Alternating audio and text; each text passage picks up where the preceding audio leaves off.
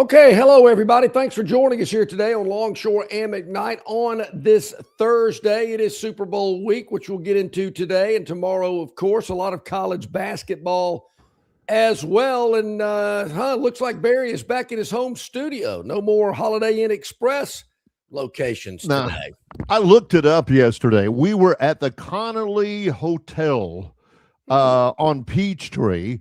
Okay. Since 1915, they say. Wow. And it's an older hotel, downtown Atlanta. But, yeah, I'm back in my home studio today, tomorrow, and Monday, and then I'm back on the road for the rest of the week next week. Boy. It's getting to that point in the college basketball schedule where it gets really hot and heavy. Last night, Troy men's basketball wins against Georgia State. 74-63. Didn't get a chance to watch the Alabama game, but I saw highlights and I read accounts, and it's kind of hard to make heads or tails out of that game. They end up winning it. A big late run for Alabama when it looked like they were in real trouble. Credit the Crimson Tide, a 19-6 run late in the game at home against Texas A&M, and Alabama wins it 100-97. But was that enough? More on that later. Yeah, Barry, it was.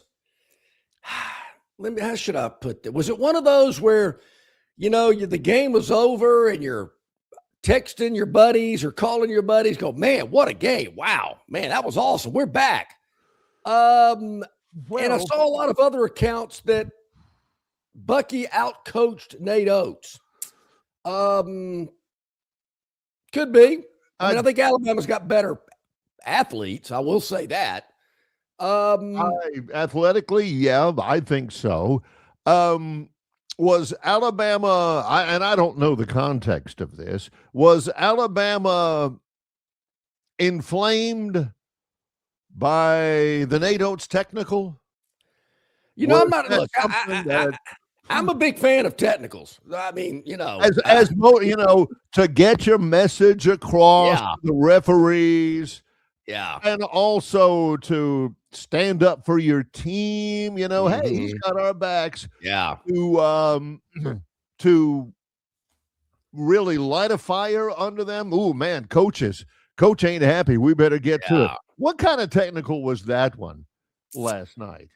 Well, it wasn't like the one I got in Y basketball when I was coaching 10-year-old girls, and I called a timeout, and there's a little confusion, and 6 of them went back on the floor instead of 5, and the ref teed me up. I'm thinking, whoa, these are 10-year-old girls. Come on, hold on. That's a rule book technical. That's can like I come over and say, Coach, which 5 you want on the floor here? Yeah. I still hold a grudge. That still chaps my ass. I can't believe it. Little Emma Jean, she comes wandering out there because she wasn't paying attention in the huddle. You're like, here, sweetie, come on back, come on back. Yeah.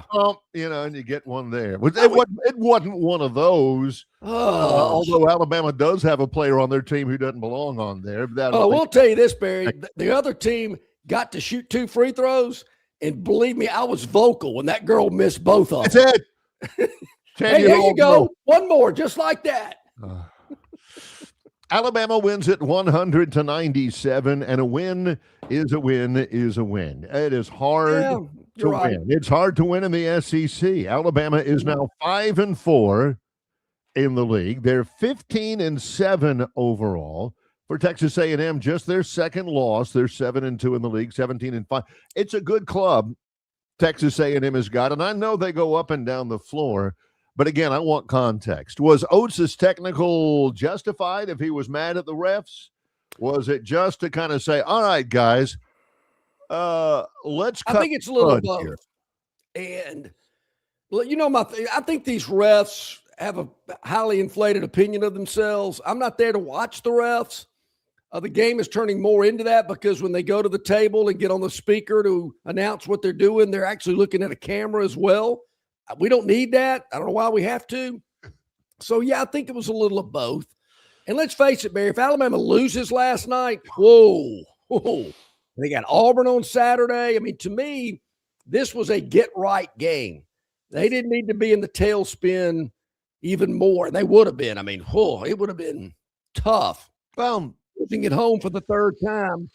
And I think we're going to see what A&M's about, Barry, because they're about to they're about to get into the meat of their schedule.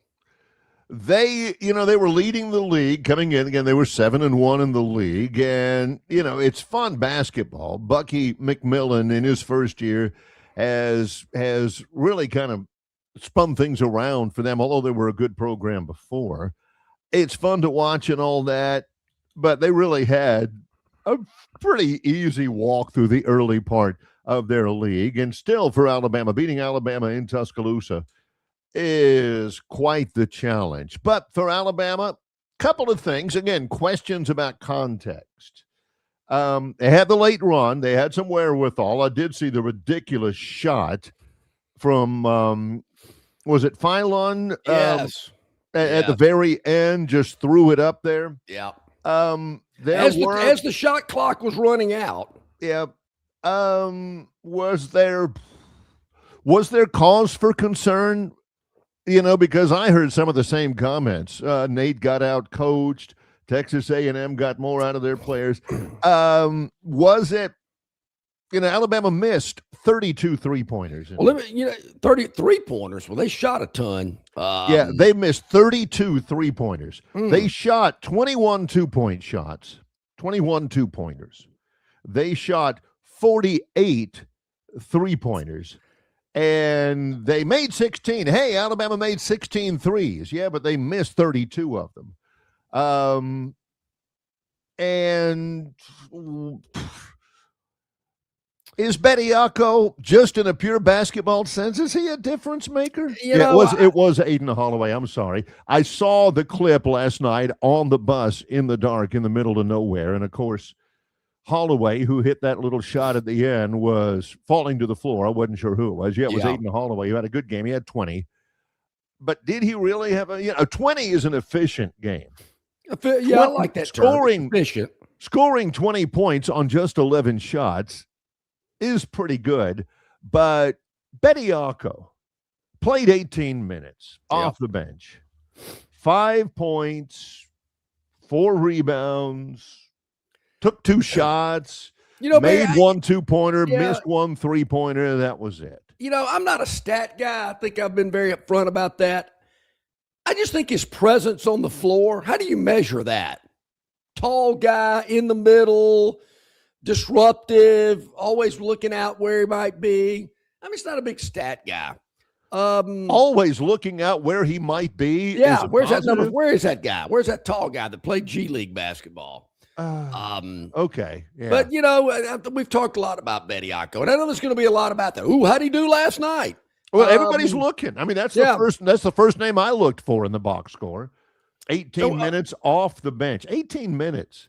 And maybe some added undue pressure, but I guess Nate Oates knew that. I guess Bediako knew that they're going to be looking. But the thing about the game, I mean, I don't know. I don't get these refs. They don't call a foul hardly in the first half, and then it's a free throw competition in the second. How did the game change from one half to the other? Yeah, we got this. Again, I need some context. We got this from our buddy way off sides, Jeff. Yeah. Who said it was the ref show, according to Jim Rome. Romey was commenting on it. There were 58, 60 free throws taken in that game. Alabama missed 10 free throws. They missed 32 3-pointers. And for the second straight day, the defense didn't shine. I mean, they gave up 100 to Florida on the road on Saturday. They gave them up 97 last night. Is that going to be a problem for that team? Yeah. In somebody? No doubt. If the offense is not playing well and they're not filling it up, they're going to get beat because they don't play really good defense. They got to shoot the ball well. They got to rebound on offense well. Yeah. Well, they got to rebound on both ends of the floor, but correct. Yeah. Particularly offensively. But I mean, they're okay. They're a good little team. Well, they're not going to win the national championship. I'm not talking about the football team, folks. I'm talking about the basketball team. He's already talked about the football team. This is not what people are concerned about, though, John.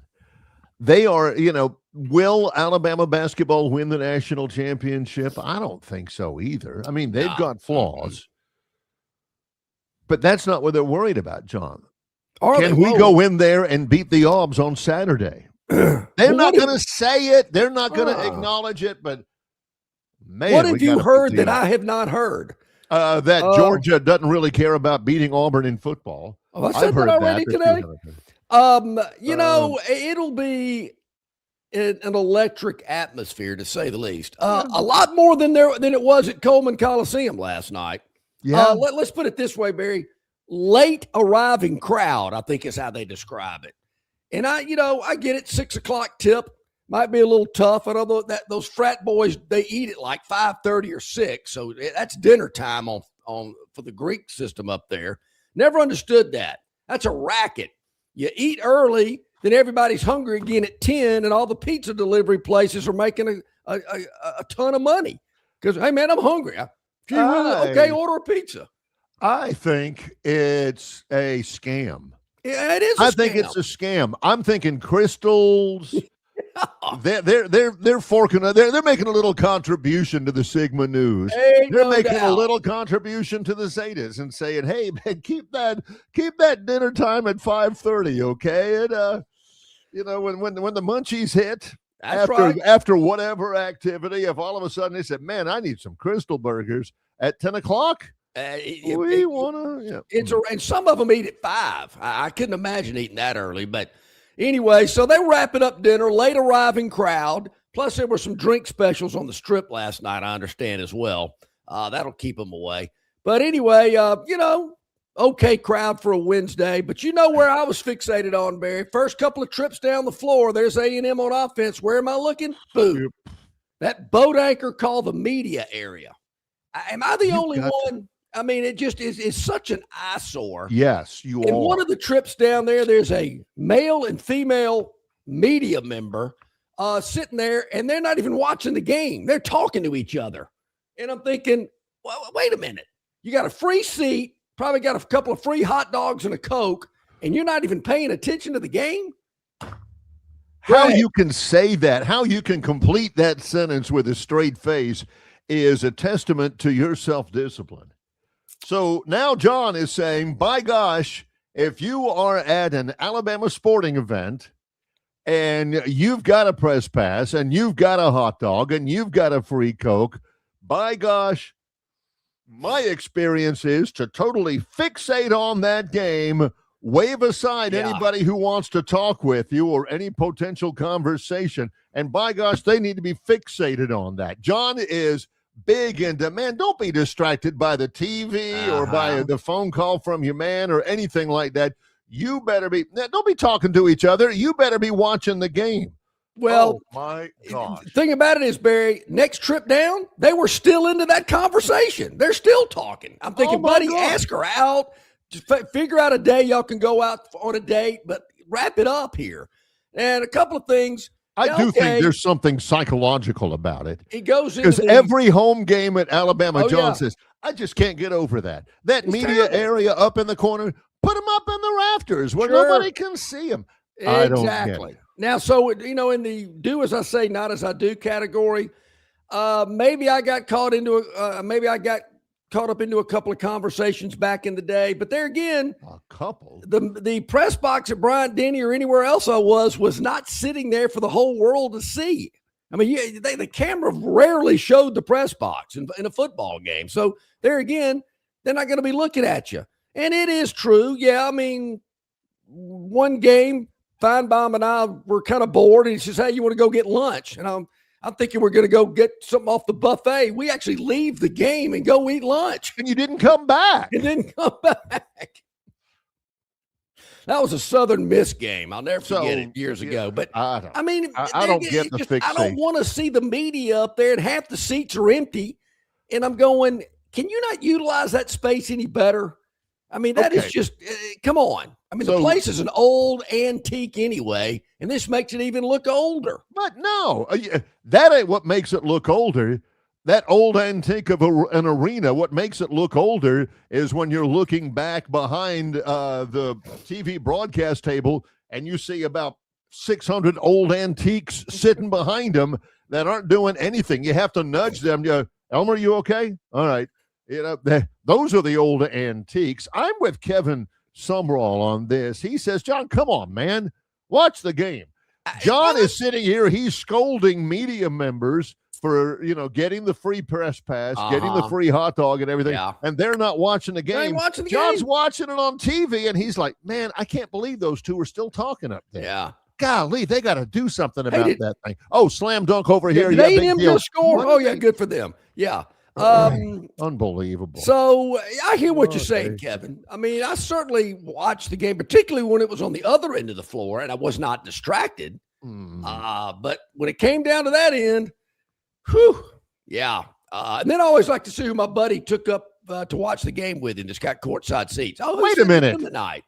He said he wasn't going. That's why he didn't have that free ticket for me. He said he was sick. Wait a minute. Was my phone not working today? Come on. Exactly. Jeez. That's what he's looking at. He's looking at the crowd. He's looking at the media. He's, if Red Panda is at halftime, John's all locked in. Hey, get me a hot dog. See if they have some onions. I did see that the majority of my viewing did consist of actually watching the game, but there were little other things that diverted my attention that don't need to. Yep. And they need to clean that up. Yeah, Bob from Pike Road, who says Alabama fans never focus on Auburn, they focus on national championships. He says the Lee County losers never fail to blame the refs on Twitter when they lose or when Bama wins. Bama is likely a first weekend exit from the NCAA tournament. Bama was 1-0 in Lee County in 2025. Is that the Mark Sears little yes fadeaway shot at the buzzer? Yep. I know as we get into it, things are going to ramp up about the game Saturday over at Neville. I haven't heard anything yet, but I'm sure it will today and tomorrow as we get ready for that Saturday game. Well, we're getting ready for it with Jason Caldwell from Auburn Undercover in just a few minutes. Rodney Orr, TighterInsider.com, presented by the Destin Connection Seafood Market. Our college basketball insider, Bart Heisch, in about an hour and 15 minutes here on our live Tuesday show. We're underway 7 to 9 on Tuesday. On Thursday, live today, it's Longshore and McKnight in association with Yellowhammer News, presented by Bud Light. Stivers Ford of Montgomery is ranked top 100 in the nation for 8 consecutive years. With deals like these, it's no wonder why. F-150s for 16 grand off, or Lariat 4x4s for under 56 grand. And Super Duties, 12 grand off. Stivers Ford, where price sells Fords. Stivers Ford of Montgomery is ranked top 100 in the nation for 8 consecutive years. With deals like these, it's no wonder why. Broncos for 12 grand off. Bronco Sports for 10 grand off. And Explorers for under 31 grand or 10 grand off. Stivers Ford, where price sells Fords. It doesn't matter if you're running drills at the park, playing pickup on a Saturday, or sinking the final putt. When you compete with your friends with Michelob Ultra on the line, competition isn't that friendly. The trash talk, next level, and the stakes, those are crystal clear. With only 95 calories and superior smooth taste, it's the ultimate trophy. Superior is worth playing for. Michelob Ultra, superior light beer. Enjoy responsibly. Love is in the air, and so is your chance to win during Victoryland Casino's BMW and $25K giveaway. Drive away in a brand new BMW or win your share of $25,000 in free play. The more you visit, the more chances you have to win. Stop by the Players Club and fall in love with this month's exciting free play promotions. There's more ways to win at Victoryland Casino, where you can be a winner too. Victoryland Casino is located off I-85, exit 22 in Shorter, Alabama. Drawings February 27th and 28th. Must be 21 or older. Must be present to win.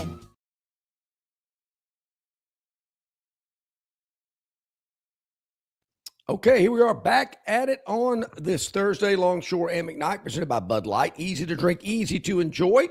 Tomorrow we're at Stivers Ford in Montgomery, where Price sells cars. Tell you more about that as we're there broadcasting live. A lot going on out there at Stivers.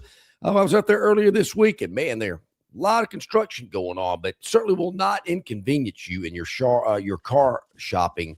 It's actually adjacent to the main location there at Stivers and Montgomery, but a lot is happening out there. Yes, a lot happening on the program today. Later on, we'll get some Super Bowl stuff in. Tomorrow's a big day for us to preview the Super Bowl. Lots of basketball today. And in preparation for our visit in 10 minutes with Jason Caldwell from AuburnUndercover.com, which is a different entity from AuburnSports.com. Can we talk a little Auburn football here on the program? Yeah, let's do it. Can we throw a little Auburn up in here? One of my favorite subjects. AuburnSports.com is Brian Matthews. AuburnUndercover.com is Jason Caldwell. Well, yesterday, a report from Justin Hokanson from AuburnSports.com reports that Auburn football, Alex Golesh, initially targeted $25 million for next season's football roster. But the total is now expected to top $30 million as Golesh and his staff aggressively overhauled the team. Golesh has brought in 60 newcomers, 40 transfers, 20 high school signees. By the way, yesterday was, National Signing Day. I missed that. He said on Auburn Sports, $30 million for the roster at Auburn. It's not as much as some. It's a lot more than others. A lot of that is, of course, revenue share that the school can pay them directly. A lot of that has to be NIL. So they got an extra $5 million somewhere to throw at the roster. $30 million is a lot for Auburn, and he's sitting there thinking, according to AuburnSports.com, kind of like this. Do I want to concentrate the resources on a tighter core? Do I want to get like 30 really good players and pay them top dollar?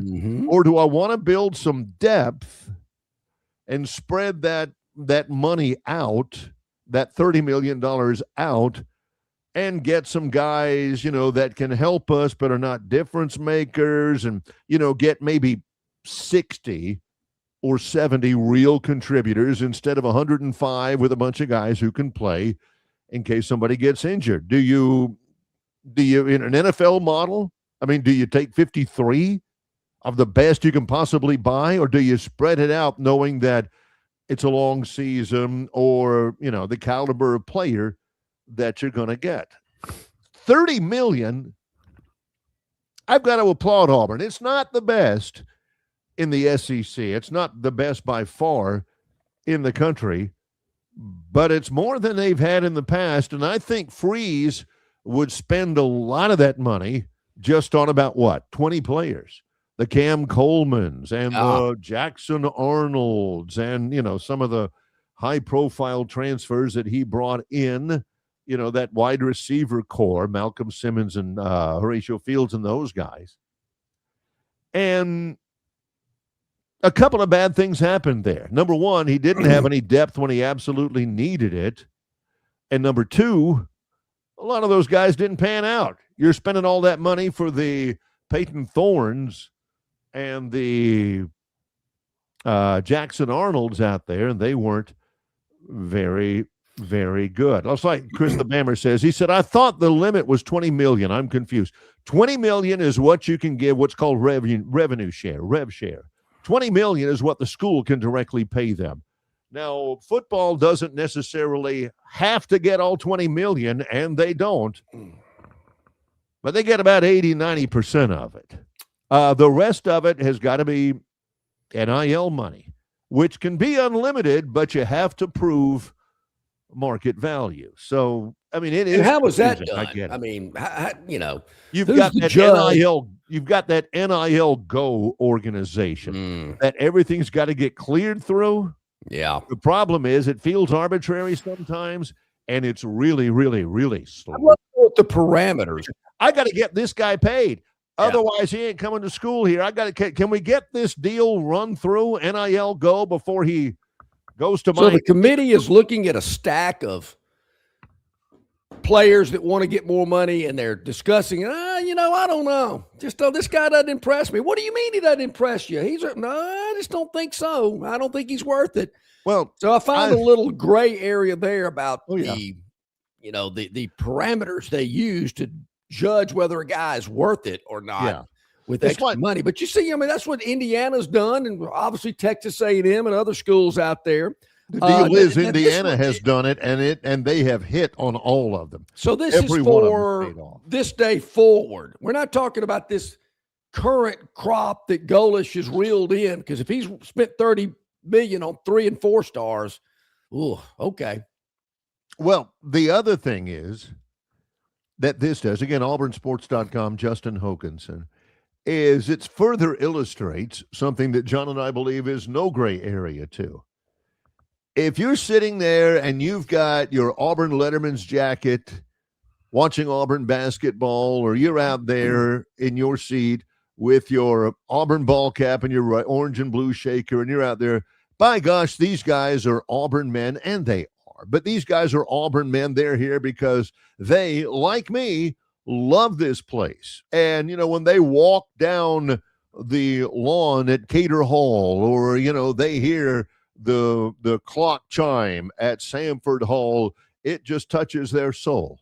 No, Alex Golesh is plainly telling you, look, how are we going to pay these guys? How are we going to pay these guys that much? And that's what those guys are doing.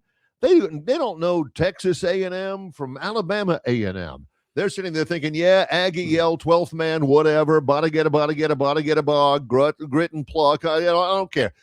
How much you paying me? How much am I getting? Sure. All this other stuff. This is proof positive that you're paying for these guys just blatantly. This is why they're coming, is for the money. And guess what? Next year, you got to come up with some more. Otherwise, they ain't going to be there again. So now, of course, the running back at Texas tells you that he didn't go for the money. I question that. It's all about, they have an established quarterback that's going to be a first-round draft pick, and they have a better chance of winning the national championship. So, okay, right. But I'm with you. I've said it years ago, and I've offended some loyal Alabama fans when I said they don't care about Bear Bryant and Denny Chimes in the crimson jersey. What do you mean they don't? They grew up dreaming of wearing that. No, they didn't. And certainly that's the case today as well. How much you paying me? And if I don't like what's going on, I'm hitting the transfer portal and going somewhere else. Loyalty? Fight song? What state am I even in? I mean, they don't care. They're like Jimmy Conway in Goodfellas. Who is it? Morty, who ran the hairpiece shop? Yeah, he jumped in the pool with the hairpiece on. Yeah. And the guy's saying, man, I'm such a, whatever, give me my money. Yeah, but see, what happened was, I don't care. Where's my money? Yeah. No, see, all I need is okay, sure, that's fine. That's wonderful. Pay me. That's all these kids are. I mean, I wouldn't know if I saw a guy with a toupee. I guess I would. I mean, I can spot him, but I'm surprised Gurn Jr. didn't have this on the topic wheel, that heavyweight fight the other day, where a guy won the fight, but he took a shot like midway in the third round or whatever, and his hairpiece flips up. It's a black guy. It's an African-American guy, and and his hairpiece flips up, and you can see the glue or I don't know, whatever, and everything. So he's bouncing around. He doesn't know. He's bouncing around in that hairpiece going, no. It made a lot of memes. I thought, when I saw that happen, I thought, Gurn Jr.'s all over this. We got to have Lord. that soon. But hairpieces, in this day and age of, Rogaine and all this kind of stuff, I don't know that hairpieces are a thing anymore. Like John Wayne wore a hairpiece, Jimmy Stewart wore a hairpiece. Other than that, you don't see those things anymore. Thank goodness. Let's bring it up. Yeah, no kidding. Because I've seen some bad ones.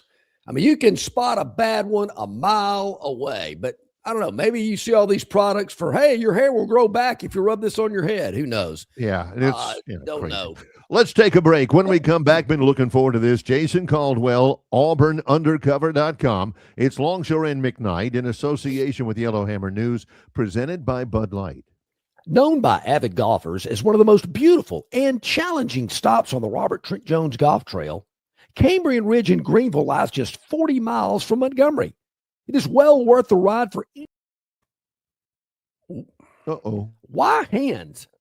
At Hands Heating and Air, you get this area's highest ranked service provider with 24-hour repair service, no overtime charges, and their same-day service guarantee. Plus, instead of other companies' 30-day repair warranty, Hands gives you a 3-year repair warranty. Hands Heating and Air is here for you 24/7, 365. And service is not just something they do, it's their way of operating, for you in mind. All of Hands employees are trained to adhere to this standard.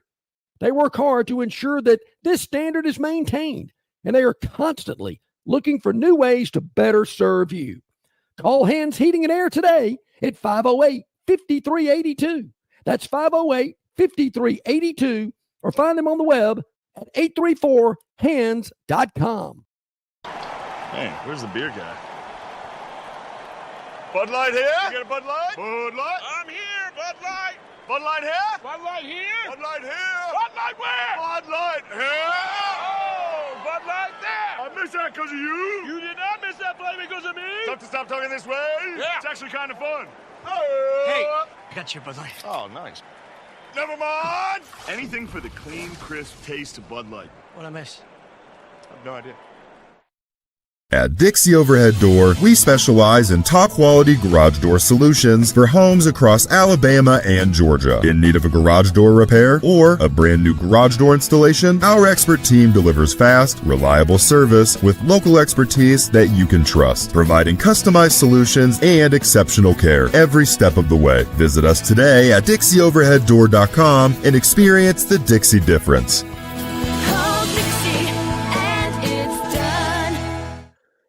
Okay, about 28 minutes to the top of the hour on this Thursday. That means we welcome in our friend Jason Caldwell, Auburn Undercover. Hey, Jason, how you doing today? I'm good, guys. How about y'all?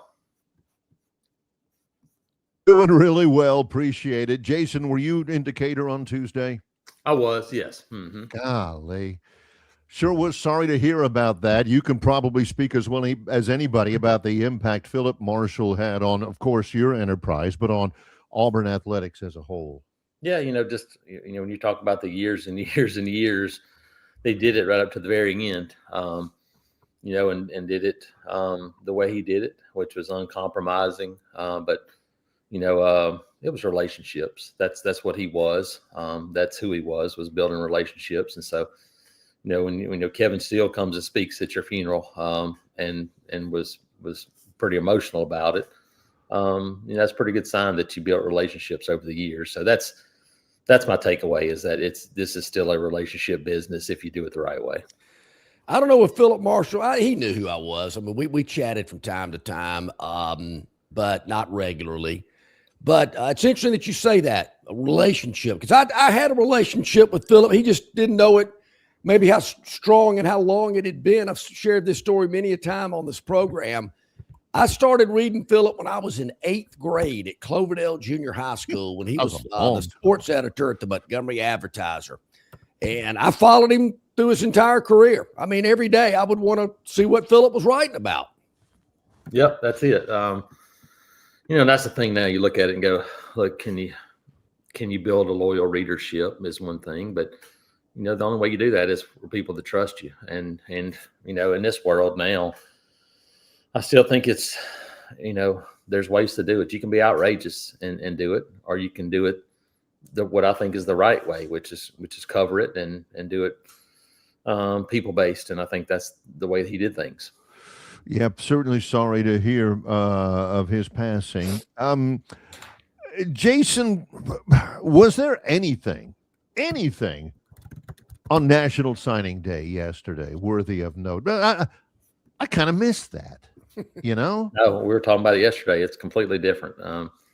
Now we just had some interviews, and it was kind of like a pre-spring interview that we had with Alex Golish and the coordinators. But as far as recruiting, no real news at all. Really, not much news around the country, to be honest. And Jason, we know you follow high school football. You go to a lot of the games. You cover these athletes. But in this day and age of transfers and building that way, to me, it seems like it's just kind of pushed those high school athletes kind of off to the side a little bit.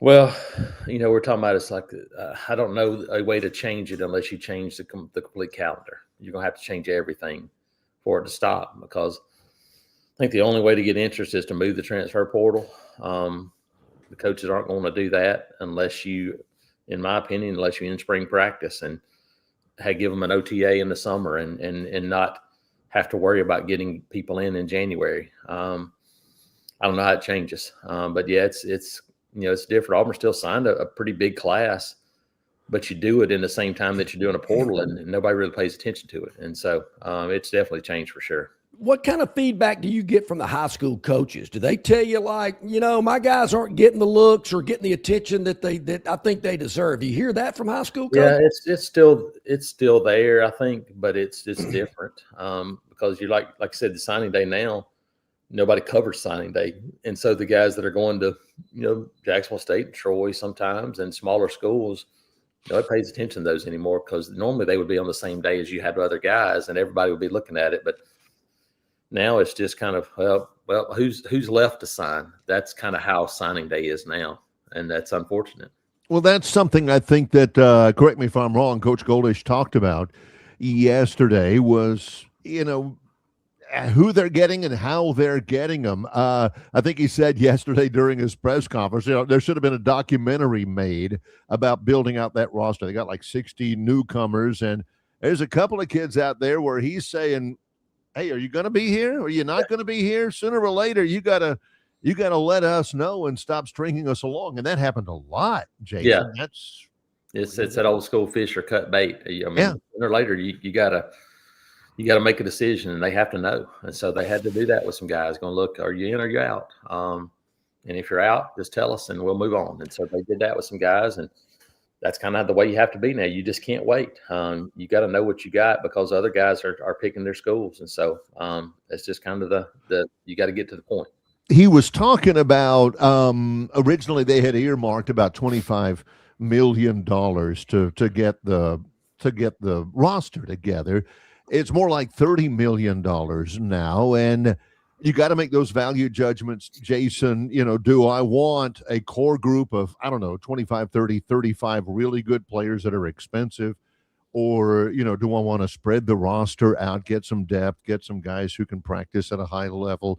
What do you think he did? I mean, which way did it go for him? I think you kind of have to balance it a little bit when it's first year, because you got to have depth, and they had to have everybody. It's kind of like Auburn's basketball roster, where you got to go, look, we got to get a bunch of guys. So probably a little different than some teams, but the interesting thing is that how much do numbers mean if for LSU's spending $40 million, if Texas is spending $40 million, if Texas A&M is spending $40 million, you go, man, he spent $30 million. Well, it still might not be enough. That's the whole point of this, is like you just don't know. Somebody asked us, where does Auburn fit? You don't know, because nobody's going to tell you the truth. Yeah. Nobody's going to tell you how much money they spent. They're going to tell you, hey, we spent a lot of money, and they're going to give you that number, but it may be more than that, because you don't know. You don't want your guys to know how much you're spending on that player, because he's going to want more money. So it's until there's some legislation, it's always going to be a crapshoot. Talk about Saturday. Auburn had the week off to get rested and kind of heal up a little bit. Alabama played last night, but they're going to face off at Neville Arena on Saturday. Talk about that one. Yeah, no, it's which team can make some shots. You saw last night Alabama made a bunch. I don't know that either one of those teams were too interested in playing defense very much last night, but they want to get up and down the court. This is an Auburn team that has been playing pretty good defense, but they just hadn't shot the ball very well. Can you find some shots? Because you're going to need some against Alabama. But, having a week off should help this team get your legs back under you a little bit as you prepare for this stretch run. But it's going to be a war like it always is, and should be fun. Yeah, they've you mentioned not shooting the ball well. I thought Auburn would get more point production out of Tahad Pettiford, and they have not, but they haven't missed it as much as I thought they would have missed it. Jason, does that make sense? Yeah, no, I think getting Keyshawn Murphy healthy has been big. Yeah. And they've got some contributions. Kevin Overton's probably scored more than I thought he would. Yeah. I think you look at this team now and you go, look, this team needs Todd Pettiford to be a point guard. I thought, everybody thought he was going to need to be a scorer, and you'd still take that if he did, but he doesn't need to be a guy that shoots it 12 to 15 times a game. This team has guys that can shoot it, can score, and even though they're not big, they still need to take the ball to the basket. They didn't do that against Tennessee.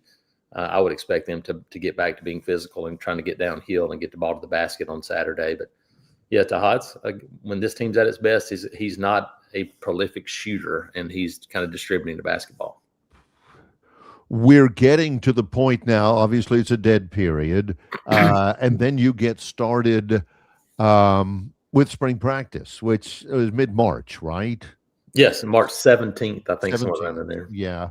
What's going on now between dead period? I know players on campus, and it's football for the first time, like actual football. They'll start having meetings and learning the offense and getting guys on board. Like, the coaches haven't had time to do any of that.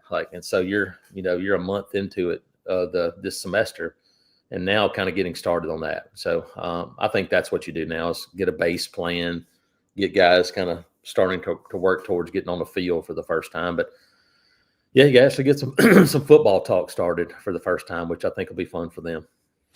Earlier, I guess it was late last week, it was announced the postseason schedule for college football. Next year, January 25th will be when the national championship game is played. I believe the next year as well, it's going to be late into January. I've heard a lot of ideas, a lot of models to kind of condense that and get it wrapped up closer to New Year's Day, maybe starting the regular season, maybe a little earlier, week 0, if you will. That's another thing, Jason. Personally, in my opinion, football season lasts too long. People, I think, kind of check out a little bit when we've got gaps, of 10 days to 2 weeks between rounds of games. Do you see that being corrected? Yeah, I think almost every season lasts too long. Major League Baseball season, absolutely, it lasts too long. But the NFL, I think about the Super Bowl. It feels like they've been playing for 8 months, and they have almost.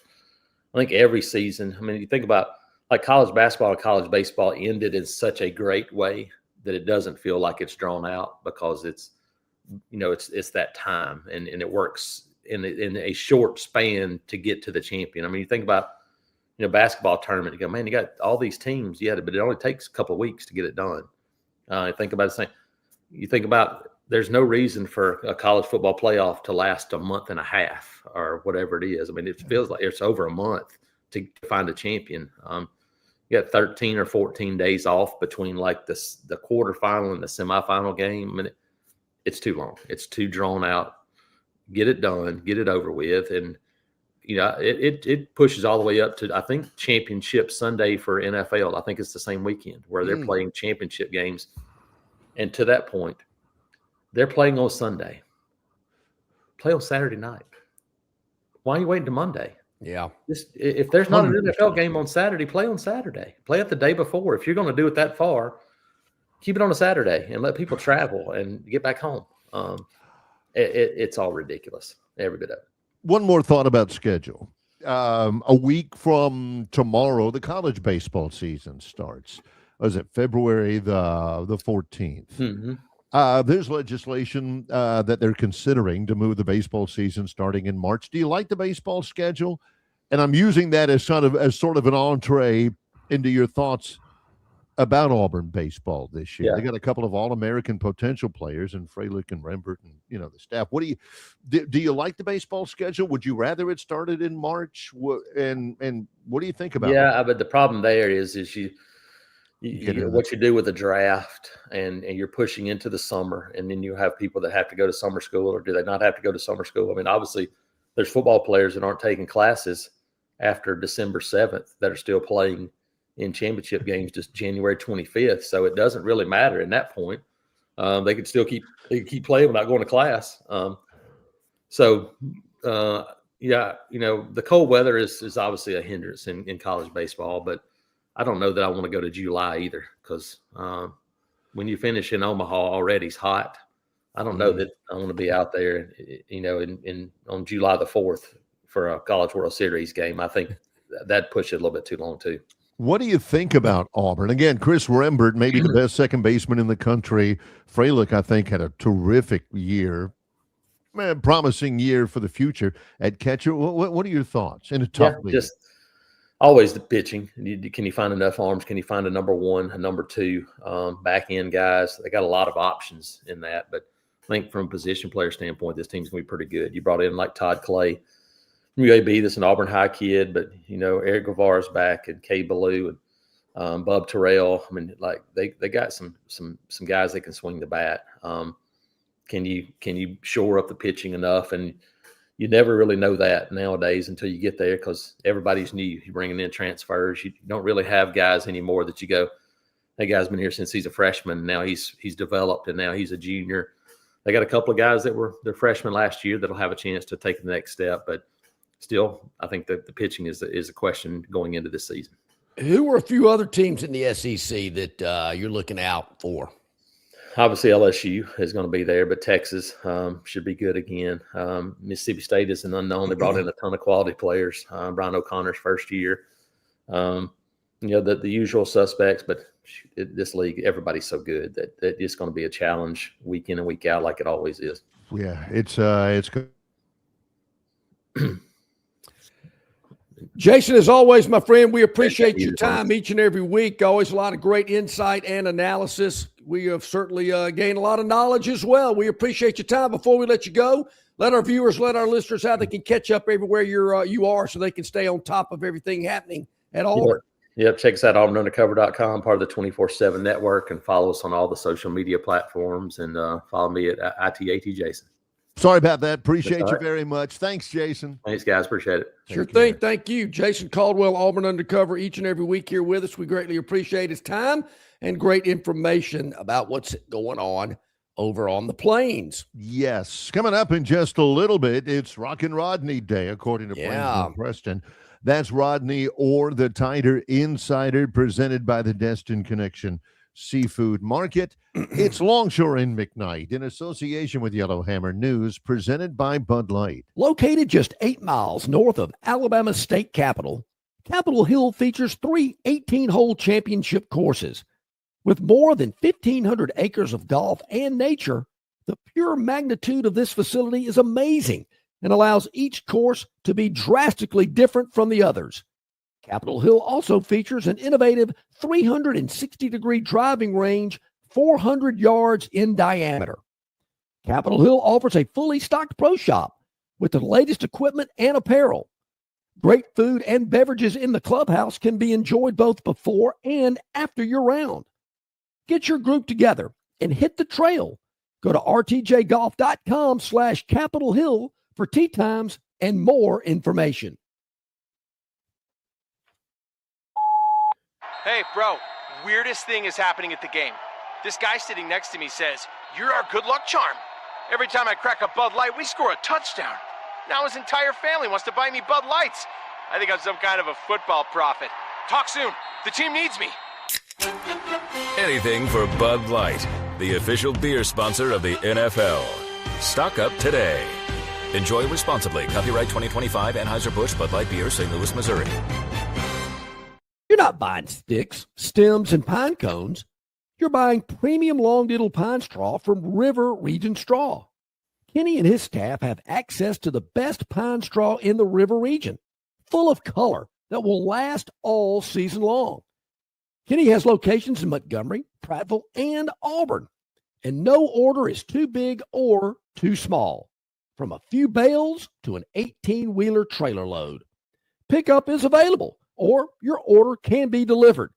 They can even spread your pine straw if you like. So call or text Kenny today, 669-5959. That's 669-5959 for all of your pine straw needs. All righty, welcome back in, everybody. Glad you're with us here as we roll on this Thursday. We appreciate it. Hit that like button, hit that subscribe button.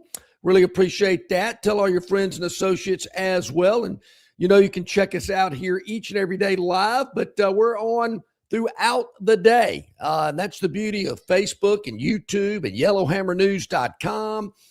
X, Spotify, Apple Tunes, wherever you get your podcast, wherever you listen to streaming, we are there. Just type in Longshore and McKnight, and we will pop up. And we really appreciate that. Really appreciate the people that consume our product, if you will, throughout the day and evening. And really appreciate that. The numbers certainly indicate it, and they are growing month to month. And we could not do it without you. Yes, we look forward every day to bringing it up here. I'm not overconfident enough to think that a lot of it isn't because of, you guys up and down here on our chat line. Oh, from Tobias to Plainsman Preston to Chris the Bammer. Wait, besides Jeff. I mean, they're sitting there talking. We're sitting there having a deep grown-up. We're sitting there having a deep grown-up conversation with Jason Caldwell about big issues, and you guys are talking about great Cheech and Chong movies. Yeah. John was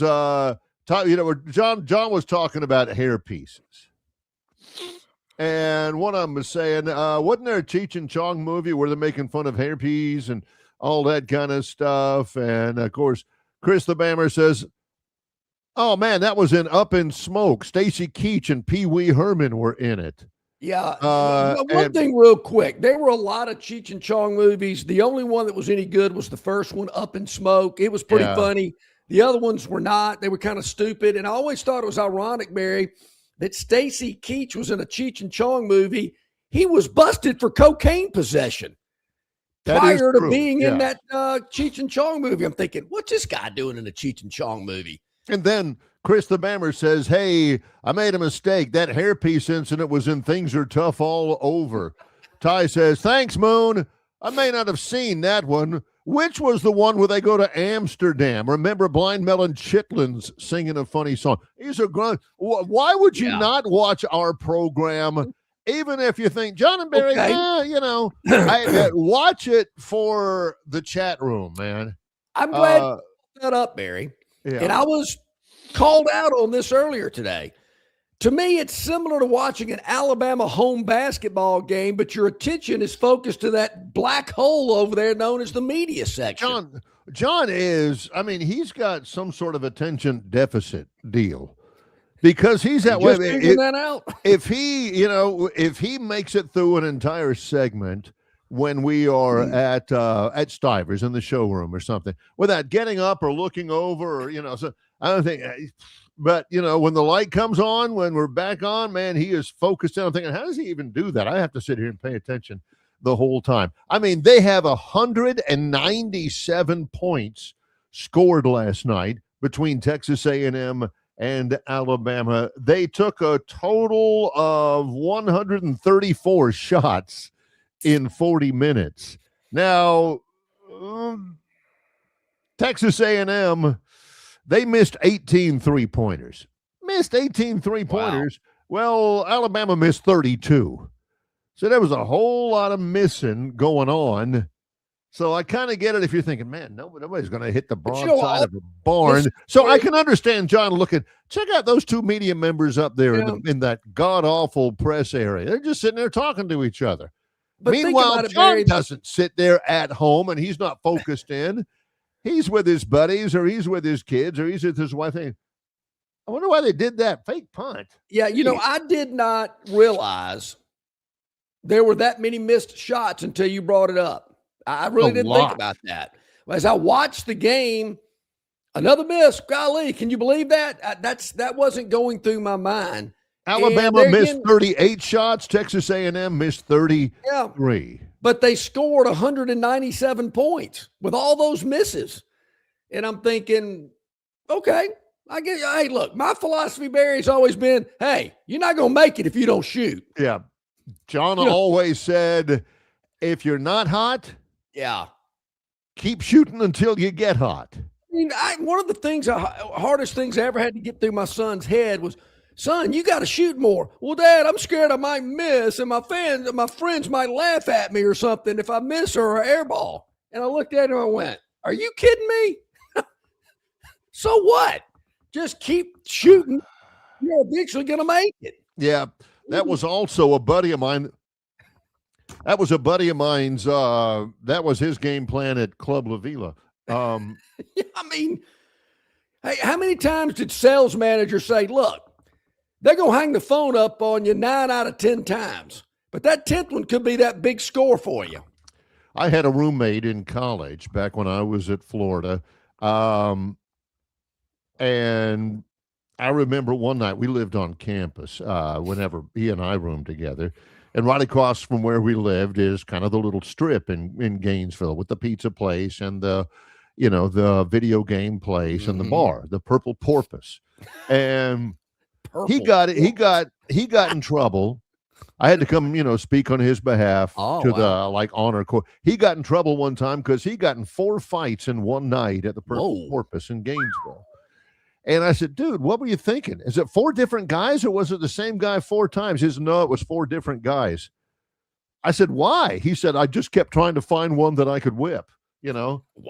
He lost 3 straight fights. I mean, he's getting what did he look like? Out of him. He was about $140, red-headed. Oh, yeah. They got a temper. Small.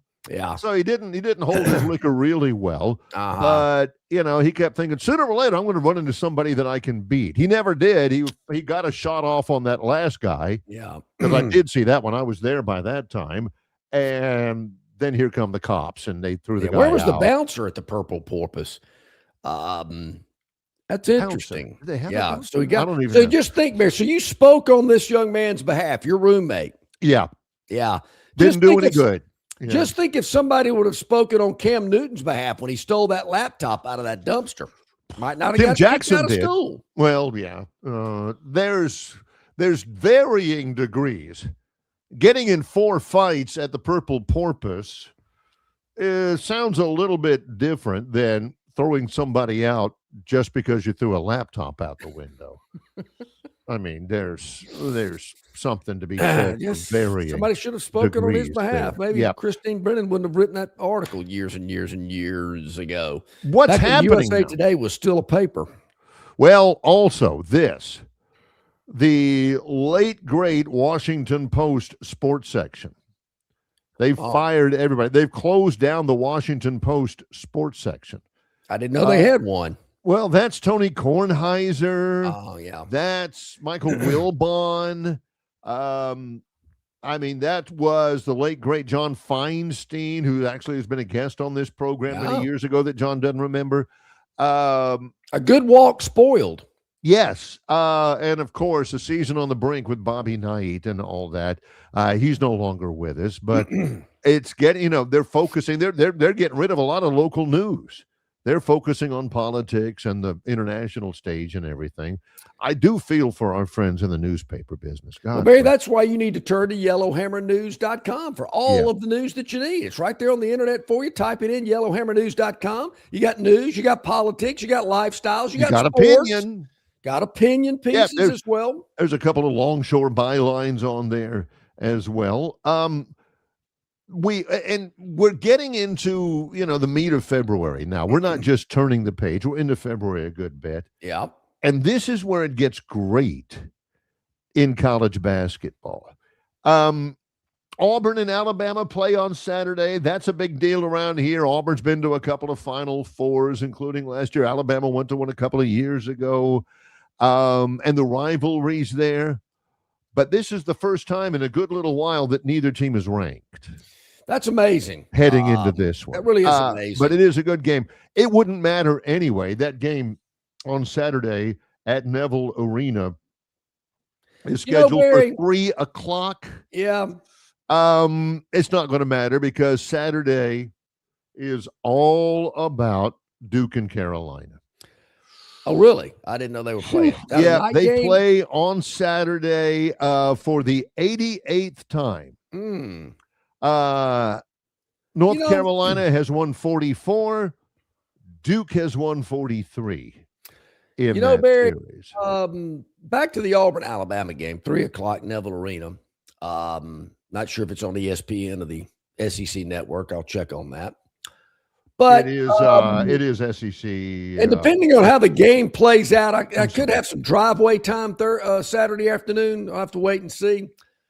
But, it's on ESPN, by the way. I want to just throw this little tidbit out to my Auburn friends out there. If you do win the game on Saturday, and I think you will, don't roll Toomer's corner. Just act like, no big deal. So what? Beat Bama. No big deal. But I know what you're going to do. The temptation's going to be there. You're going to run over there and start slinging toilet paper up into those trees. It's going to get rolled. Just don't do it. I don't care what you say. They ain't paying attention, and you know that. No, I know it. Know it. That ain't. To me, that would be a bigger insult. The Bama fan goes, wait a minute. Those Aubs didn't roll Toomer's corner, and they beat us? Whoa, is our program falling that far that fast? But they don't think of it the way I think of it. It would hurt Bama fans' feelings. I think it would. To not have the toilet paper thrown if they win that game. Wait a minute. We're not a big deal to them anymore? Wow. What has happened? Well, I guess we better take a top of the hour timeout. Rodney Orr, the Tider Insider, brought to you exclusively by the Destin Connection Seafood Market, scheduled to join us when we return. It's Longshore and McKnight in association with Yellowhammer News, presented by Bud Light. Phoenix Physical Therapy is ready to help patients recover, recharge, and rise. They develop a customized therapy plan for each patient to get them back to enjoying their favorite activities. Their experienced team is committed to providing exceptional care in a professional environment. Whether you're looking to prevent or treat an injury, recover from a recent illness, or recuperate from surgery, schedule an appointment with our clinic and take advantage of our physical therapy, athletic training, workers' comp, and employer solutions service. Experience elevated physical therapy today. Call Phoenix Physical Therapy at 239-9316. That's 239-9316. It doesn't matter if you're running drills at the park, playing pickup on a Saturday, or sinking the final putt. When you compete with your friends with Michelob Ultra on the line, competition isn't that friendly. The trash talk, next level, and the stakes, those are crystal clear. With only 95 calories and superior smooth taste, it's the ultimate trophy. Superior is worth playing for. Michelob Ultra, superior light beer. Enjoy responsibly. Copyright 2025, Anheuser-Busch Michelob Ultra Light Beer, St. Louis, Missouri. The Destin Connection Seafood Market at 3750 Norman Bridge Road in Montgomery has the freshest seafood direct from the Gulf of America. I'm talking red snapper and grouper, all sizes of Gulf shrimp, jumbo lump crab meat and crab claws, Louisiana Bay oysters, and New Bedford scallops. They are a full-service seafood market and kitchen serving po' boys, dinners, and sandwiches. You know, many well-known restaurants in the river region purchase their seafood from the Destin Connection because they know it's the absolute best. Call ahead and your order will be ready for pickup. The Destin Connection Seafood Market, 3750 Norman Bridge Road. Call 288-4272. That's 288-4272. Okay, a couple of minutes past the hour here on this Thursday. Glad you're with us. We roll into hour number 2, and our man Rodney Orr, the Tider Insider, brought to you by the Destin Connection Seafood Market, joins us. Hey, Rodney, hope you're doing well today. Doing well. How are you guys? Doing really well, but I remember in the day, Rodney, that on the first Thursday of February, you were worn out. You hadn't had much sleep. You know, you were pounding the caffeine from the day before on National Signing Day. I know it's a lot of work, and it's, you know, was overstated, you know, for a long time. But do you miss it? Well, yes and no. Yes, I miss the excitement of it all. But at my age, I'm not sure I can handle I mean, that was a workload back in the day. Now, the month of January was crazy. You guys know it. I mean, but it was it not a ton of fun? I mean, it was. It really was. Each and every week we had a lot to talk about in terms of recruiting, the visits, and all of those things. So, yes, I certainly miss it. And I tell you what, it's crazy. You know, when you would go through that process and you had so much going on, it's crazy. The next day or two, it was almost like you were depressed. because you had nothing to do. That hectic pace was not the same. So, but yes, Barry, I you do miss it. Anything from yesterday for Alabama of newsworthiness?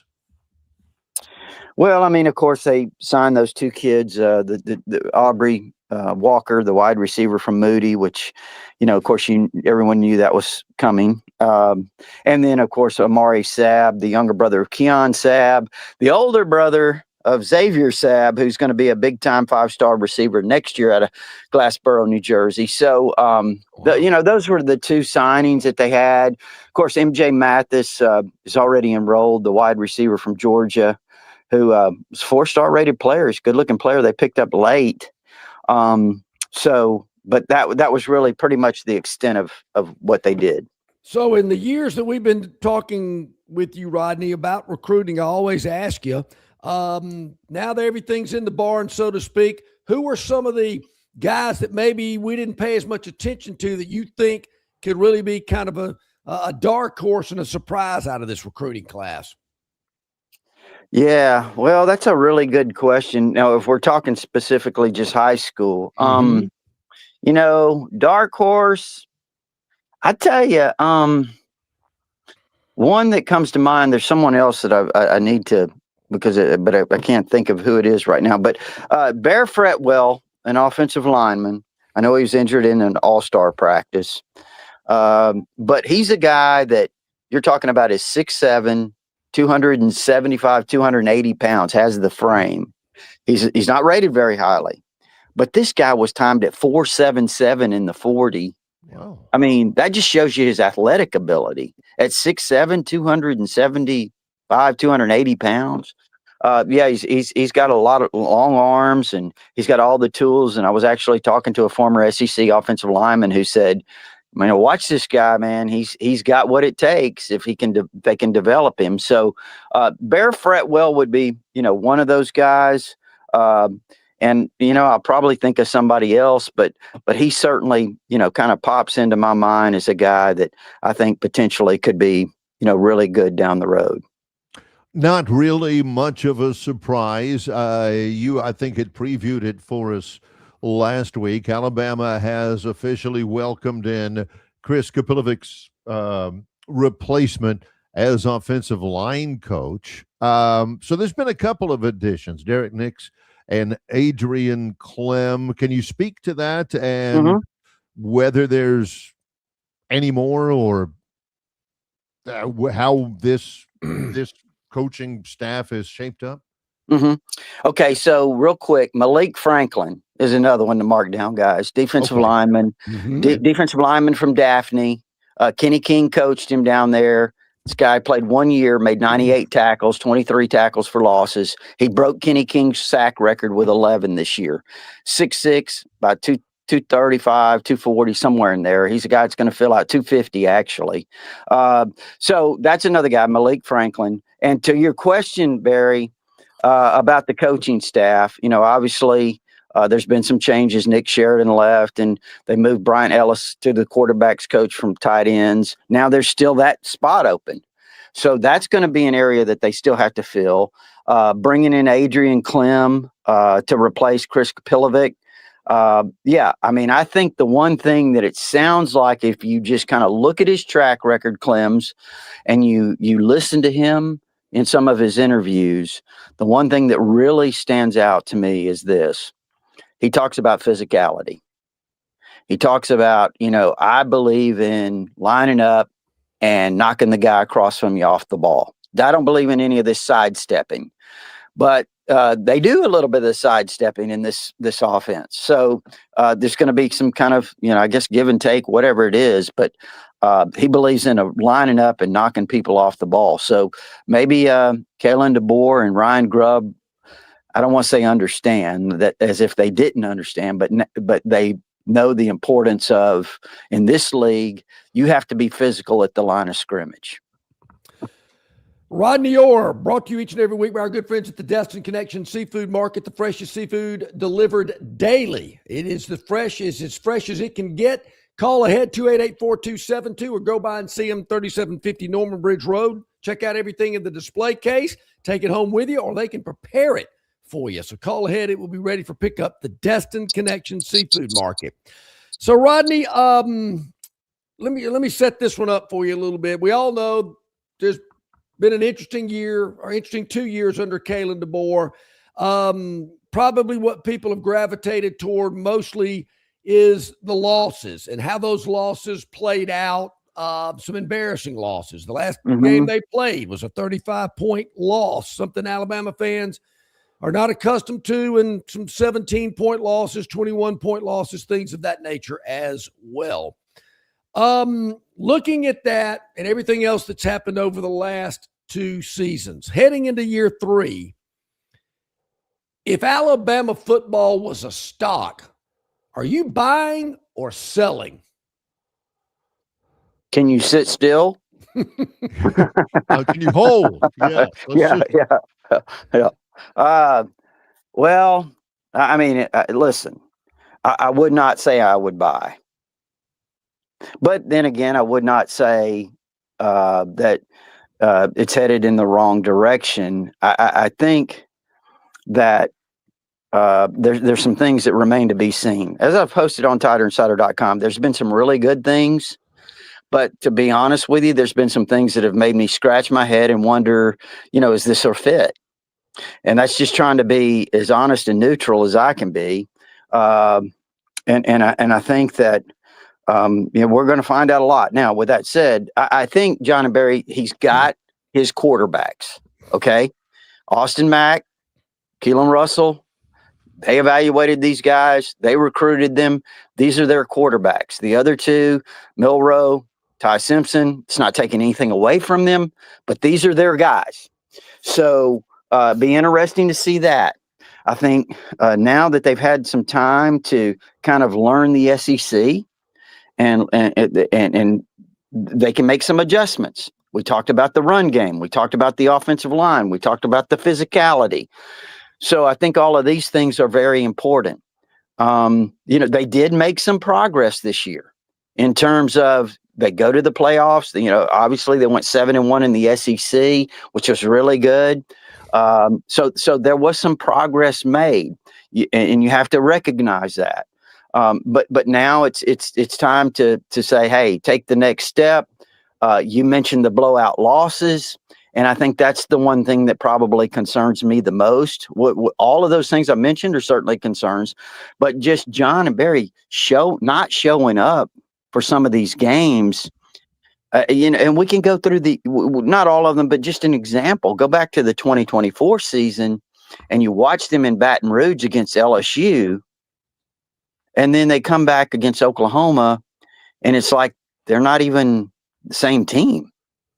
And it's like you're saying, look, this Oklahoma team's awful, at least on the offensive side of the ball.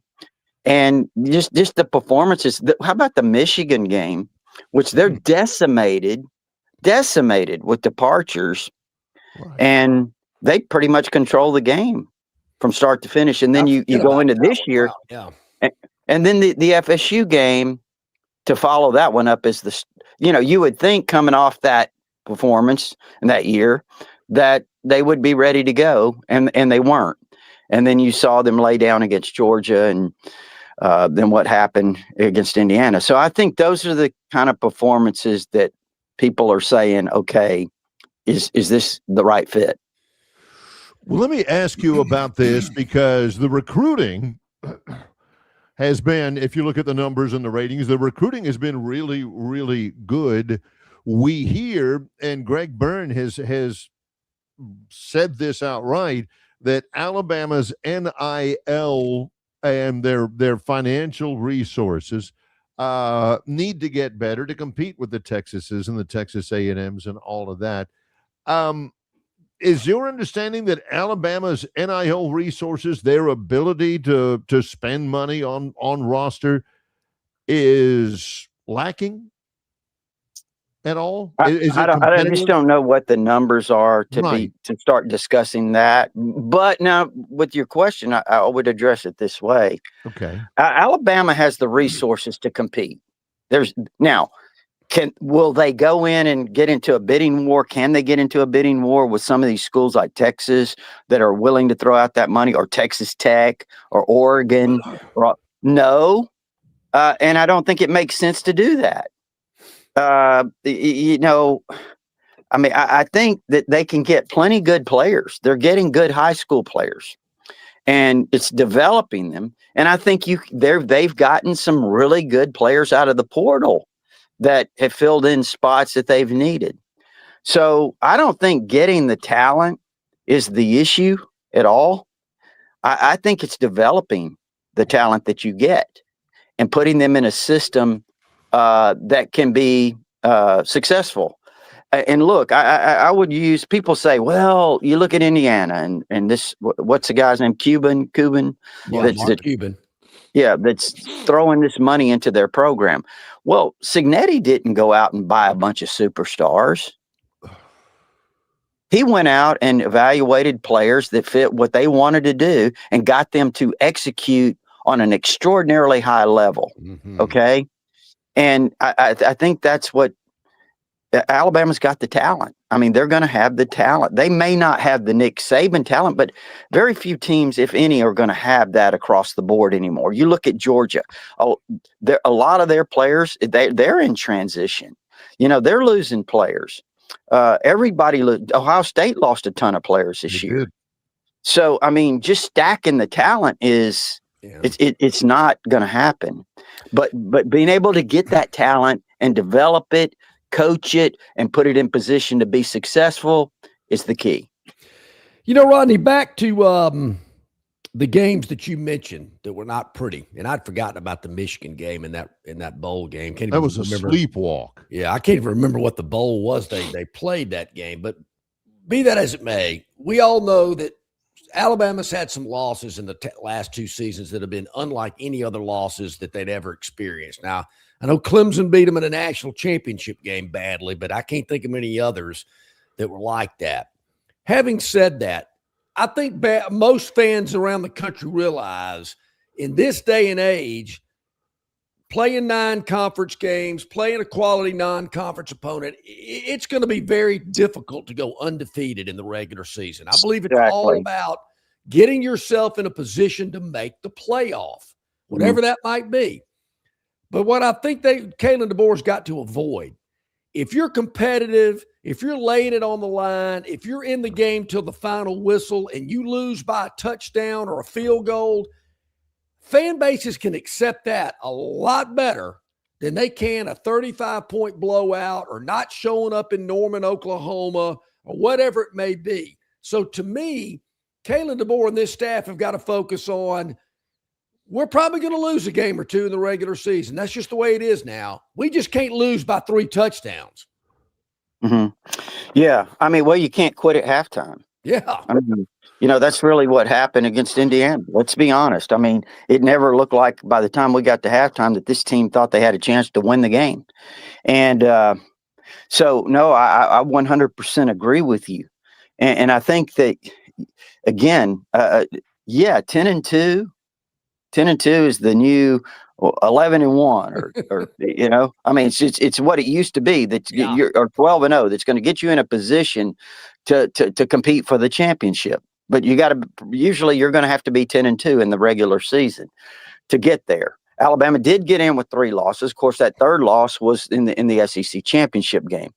But now, see, I would say this: I don't think you can go into a game like that Georgia game and be telling everyone how bad your injuries are, but we're going to be a really good team in 2 weeks or 3 weeks when we get everyone back.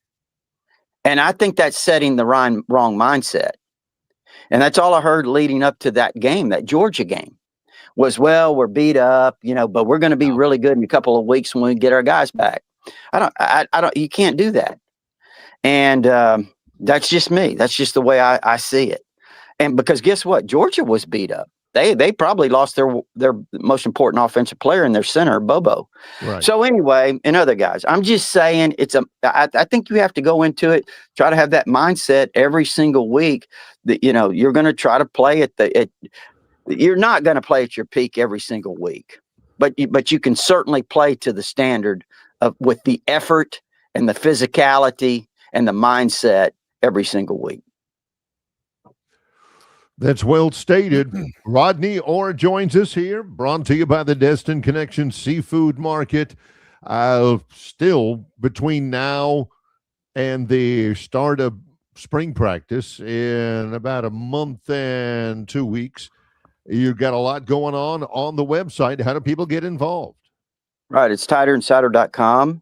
It's only $48 a year, and you can get instant access with your credit card, or if you prefer, there is an address there to send a check, and that gives you all our premium information, but also our all sports forum there. A lot of discussion going on. And, guys, guess what? Today we have our Tighter Insider luncheon. Oh, boy. To recap recruiting, the portal additions, and all that stuff at the Bright Star in Bessemer. We do that every year. John and Barry, we're going on like year 24 or 25 of doing this. It's crazy. Right.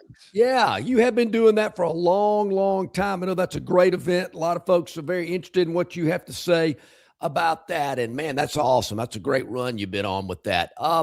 Also, before we let you leave, Rodney, I think there's a little basketball game on Saturday, I guess I've heard about, maybe Auburn and Alabama. Yeah. And, of course, the Tide coming off a nice little win at Coleman last night. Huge win.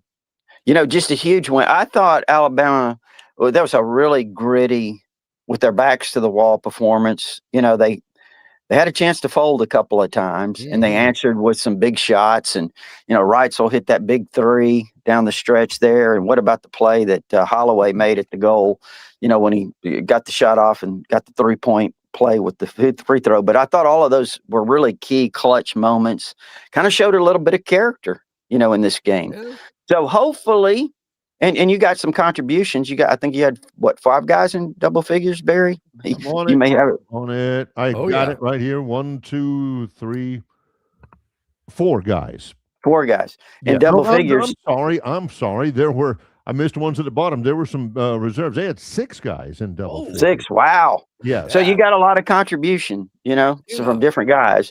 So that's really good. Now you got to go to Auburn, and I don't know about that, but if you could pull one off there, that'd be really big. It would almost kind of make up for some of the losses that you had, like Tennessee and Texas, that you probably should have won at home. Right. If you could go on the road and pick off a game like this. You've got to pick off. Rodney, in your opinion, what are the odds the Auburn student section's going to let Charles Bediako know that they're there? Well, you know what? I'd be surprised if they didn't. No doubt about it. That's what I would expect. Yeah. Always great to talk with you. Thanks so much. Appreciate you, Rodney. Okay, guys, take care. Awesome stuff. Rodney Orr, the Tighter Insider, brought to you exclusively by the Destin Connection Seafood Market. Check him out at titerinsider.com. Of course, his book, Bigger Than Bama. So much great information from the Tighter Insider, Rodney Orr. So, Barry, were you scratching your forehead there because I was asking about the Auburn student section, or we were 23 minutes into this interview? No, both. I'm thinking to wrap this up, but no, we got to ask him about the Auburn student section and Charles Bediako. Wink, wink, nudge, nudge. I'm looking for creativity. I'm going to be disappointed, Barry, if the Auburn student sections don't let Bediako know they're there. I want creativity. Oh. I want to be dazzled. Now, Troy's got a big game on Saturday. Auburn, Alabama play on ESPN at 3. Troy plays on ESPN 2 at 5 against Akron, who's top 50 net, and Troy is really good this year as well. So I'm not going to get a chance to watch it live, but here's what I want. Okay. Student section's going to get after Bediako. They are. But I want creativity. Dazzle me, Auburn students. Dazzling. I want poster boards with Bediako, some sort of cute saying on it. Yeah. I want, when Bediako's shooting a free throw, I want fat heads of him in the background like that Alabama student did that one year of him, of himself. this is a rare opportunity, Auburn fans, Auburn students, to make some difference in terms of creativity. Bediako is, 18 minutes last night, 5 points, 4 rebounds, all offensive. I don't know if he played any at all for that matter, but I have seen a photo of Bediako in a San Antonio Spur uniform. Maybe they should bring a big cutout of that in his NBA uniform and go like, well, wait, what's this guy doing on the floor? Yeah. And I could see that being somewhat creative. I want chants. You go get the chants. Heads. Yeah. I want posters and You all go get that. Oh yeah, Okay, that's coming. yeah. All right, when we get speaking of that, the Daily Dog. We'll get to that when we return. Also, our man Bart Heisch, college basketball insider. He was texting me last night, Barry, about the Illinois game. So you got to watch this. Oh, yeah. They got that freshman. That freshman is big time. You know, when John actually calls for the break before the Phantom's Daily Dog, how it's probably going to go. But it is next with Longshore and McKnight in association with Yellowhammer News, presented by Bud Light. The Start Something New sales event is on at Stivers, Alabama's #1 CDJR dealer. Grand Cherokee's under 30 grand or up to 15 grand off. Wranglers 12 grand off and Gladiators 16 grand off. Only at Stivers, Chrysler, Dodge, Jeep, Ram. The Start Something New sales event is on at Stivers, Alabama's #1 CDJR dealer. New Rams 19 grand off or 0% for 6 years. And heavy duties 12 grand off. Backed by Ram's 10-year, 100,000-mile limited warranty. Only at Stivers, Chrysler, Dodge, Jeep, Ram. It doesn't matter if you're running drills at the park, playing pickup on a Saturday, or sinking the final putt. When you compete with your friends with Michelob Ultra on the line, competition isn't that friendly. The trash talk, next level, and the stakes, those are crystal clear. With only 95 calories and superior smooth taste, it's the ultimate trophy. Superior is worth playing for. Michelob Ultra, superior light beer. Enjoy responsibly. Copyright 2025, Anheuser-Busch Michelob Ultra Light Beer, St. Louis, Missouri. Jim Massey's Cleaners and Laundry is an Alabama-based, family-owned and operated business that specializes in dry cleaning and laundry, serving the river region since 1941. There are 12 convenient locations across the river region. Find one close to you or call 481-1911 for free pickup and delivery. For 83 years, Central Alabama has trusted Jim Massey's Cleaners and Laundry. You should too. Okay, 27 minutes past the hour on this Thursday. Longshore and McKnight. Hit that like button, hit that subscribe button. We really appreciate that. Great stuff from Rodney Orr and Jason Caldwell earlier in the program. Bart Heisch going to join us here momentarily. But as you mentioned, Barry, it's that time of the day that we get into the Phantom's Daily Dog. Yep. And I got to admit, was there ever a moment in the Alabama-Texas A&M game last night where I thought to myself, do you really think you're not going to cover this game? No, there wasn't. Was not a time. 8.5 points. That's where we were in this game last night. Texas A&M on the road, catching 8.5. And Barry, if I'm not mistaken, this A&M team was leading the SEC coming into this game last night. They were 7-1. They were not only that, they were leading the league in scoring. They're used to putting up a lot of points. Okay. Just some things there, just to let you know. So Bama laying 8.5 in the game last night against Buckyball. Barry, this was a rare finish where you came out a winner on both sides. You know, if you're a Bama fan, you're thinking, wow, we won the game. And I won my bet too. Because I think most Bama fans going into this game were thinking, I don't know, it's a big number there. It's almost like they're begging me to take A&M. Well, think what you want. Bottom line, Bama wins, A&M covers, everybody's happy.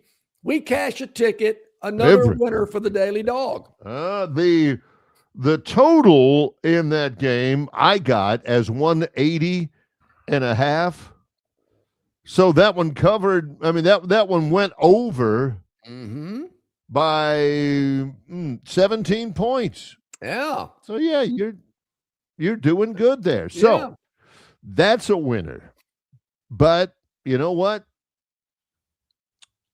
Today's another day. Today is another day, The Barry. expectations are right there for all of the Phantoms fans to expect another one right now. What have you done congratulations, for Golf Cap. What have you me got for lately? me now? Yeah, glad you won, but let's look to tonight. Okay, Barry, we're going back to the association. It's been good. NBA. What? And this is a game that will be tipping at 9 p.m. on Prime Video. What? Yeah. Oh, in Tobias's. That's right. Neck of the woods. Tobias, you might want to scrape up a ticket and go see this one tonight, because in the Western Conference, Barry, these two teams are knotted. They're right on next to each other. The Phoenix Suns in 7th position at 31-20 on the year. They've put one win together. That's not a streak, I'm told, but they did win their last game. It's a one-game winning streak. Yeah. There's no such thing. Right behind them in the 8th position are the Golden State Warriors, who are on a 2-game losing streak.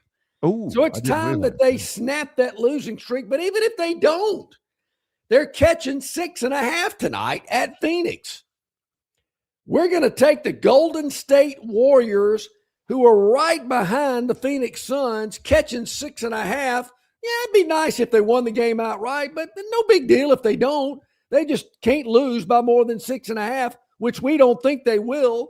So the Phantoms daily dog today in the NBA, 9 p.m. Prime Video, Golden State plus 6.5 at the Phoenix Suns. That's the only thing that bugs me about watching sports on Amazon Prime. And I watch, the Thursday night NFL games. This one's on Amazon Prime Video tonight, 9 o'clock. Is you're watching it, and down in the corner, they got this little pop-up. I don't know if we can do it or not, where it says, hey, you interested in a set of Craftsman tools? Scan here and put it in your cart while you're watching the game. That's a little bit too easy. You know what else you might be seeing? Hey, would you like to bet on the second half of this game? Take a picture of the QR code and go do it. Unfortunately, you can't do that in the state of Alabama yet. Well, you can't even vote on it, but that's a different story. That's our Phantom Daily Dog. When we come back, more hoops. With our hoops aficionado, Bart Heisch from Heisch Hoops. It's Longshore and McKnight in association with Yellowhammer News, presented by Bud Light. Local banking expertise, the newest innovations and technology, personal attention, genuine hospitality. It's all just part of the Riverbank and Trust difference. They invite you to experience it for yourself. Welcome to banking above and beyond at Riverbank and Trust. Locations throughout the River region, locations throughout the state of Alabama. Riverbank and Trust. Phoenix Physical Therapy is ready to help patients recover, recharge, and rise. They develop a customized therapy plan for each patient to get them back to enjoying their favorite activities. Their experienced team is committed to providing exceptional care in a professional environment. Whether you're looking to prevent or treat an injury, recover from a recent illness, or recuperate from surgery, schedule an appointment with our clinic and take advantage of our physical therapy, athletic training, workers' comp, and employer solutions service. Experience elevated physical therapy today.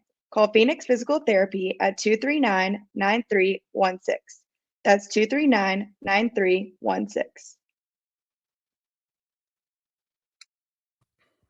All right, welcome back in, everybody. Glad you are with us here today on the program. Our man Bart Heisch, resident college basketball insider, of course, a member of the Mississippi State Final Four team, texting me last night, making sure I'm on the Illinois game last night. Man, he is high on the line now. Bart, how you doing? I'm good, guys. Y'all hear me okay? I know you can. Yes, sir. I think I need to refresh some bugs in my computer, so I apologize about that. But, well, John, it's close to Groundhog Day. And so, about 4, 5, 6, 7 years ago, I was real high on Illinois when they went out in the second round, and we all had them in the Final Four. So a little gun shy on Underwood. But I'm seeing Coach Underwood, some good stuff though. They win 84-44 last night against Northwestern. The Fighting Illini are 20-3 and may have the best freshman in the country. They got this guy named Stojakovic that I like really well too. I like Stojakovic. They have a lot of Euro flavor. They've recruited well overseas, and their guys just know how to play basketball. But the guy that I really like, Stojakovic, I was watching the Nebraska game the other night, and Nebraska did a really good job on him. Nebraska is one of the best screening teams, John. I know you used to really screen people over at the. What's a screen? Yeah. But I think Underwood learned from that Ayo Dosunmu.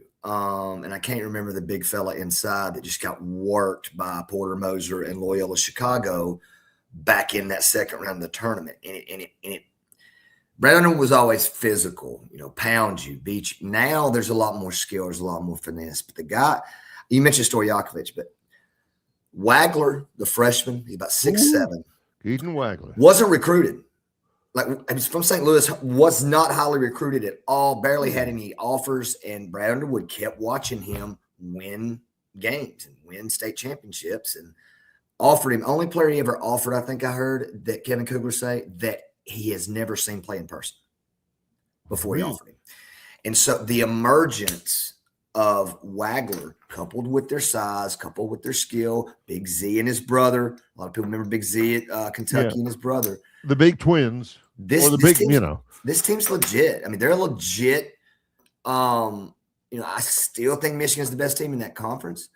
But, I mean, this Illinois, Michigan, Nebraska, those three teams, to me are playing really well in that conference right now.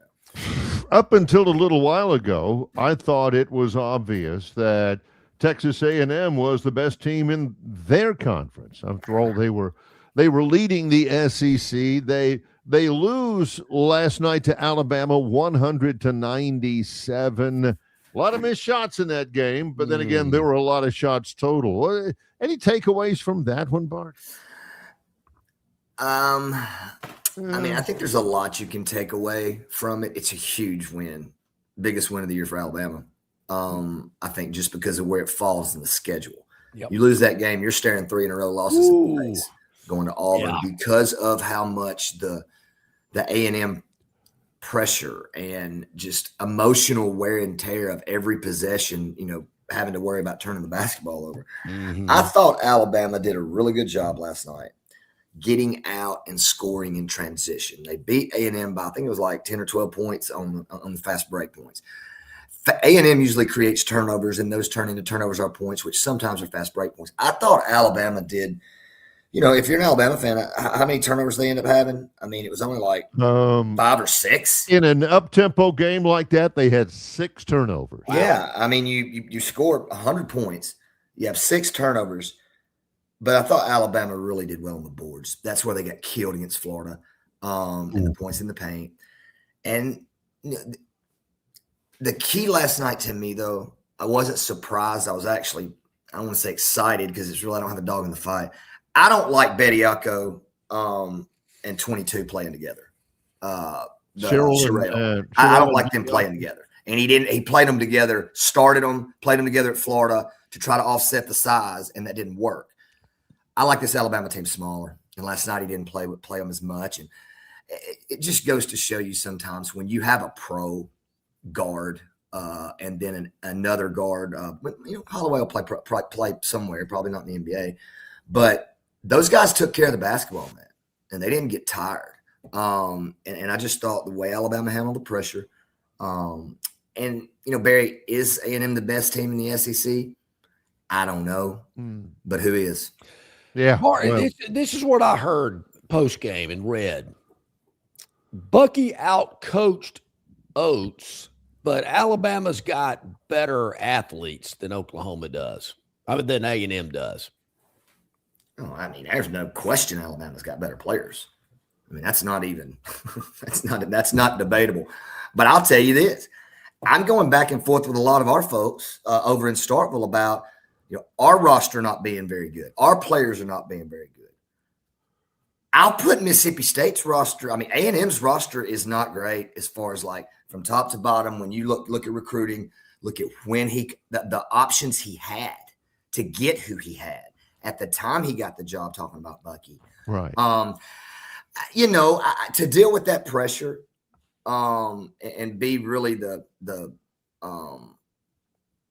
one to stop that locomotive that A&M has been. I don't really think you can say that Buck outcoached Nate Oates last night. Okay. I mean, Nate put those guys. Allen's a stud again. I'll tell you all that. But the Alabama guys played and did the things that you have to do to win big time games at home. They did what you got to do at home, and I think that might be a stretch to say that. But Bucky's going to outcoach a lot of people. The system does that, John. But I thought they did a good job last night. I will say this. Bucky is a covering machine. He can cover a spread. We was on the radio yesterday, and I said, what is that number? And Mike Gray said, 7.5. I said, what? I said, bro, that is way too many points. The Phantom just needs to be a double weekly A&M. There you go. And then you won't have to worry about it. Well, you had said a couple of weeks ago, before he even played a second, that Alabama with Bediako is a top 5 team. Do you still? Not right now, after the Florida debacle. But, yeah, I mean, Barry, by the end of the year, you've got 2 first-round picks on the team. How many other teams have? Fallon and Allen are first-round picks, I think. Okay. Allen waits and goes next year. I think he's definitely first-round pick. Top 5 might have been a smidge aggressive. I'll say that. I don't. Very seldom wrong, Barry. So I'm kind of caught off guard. Of course, yeah. I know you. I feel you, Bart. I'm the same way. I think top 5 might be aggressive. I think they can get there. But the roster level talent, I think you can safely say that Alabama, with that roster, I expect them to be a top 10 team and be in one of the top 2 or 3 in the conference. How do they match up on Saturday afternoon at Neville Arena? It's the boards, man. You got to dominate Auburn on the boards when you go to Neville Arena. Alabama's going to have to make some shots. I think making them early. But Barry, you know how it is, man. It's a rivalry game, and you can kind of throw a lot of stuff out. Auburn's going to be hungry.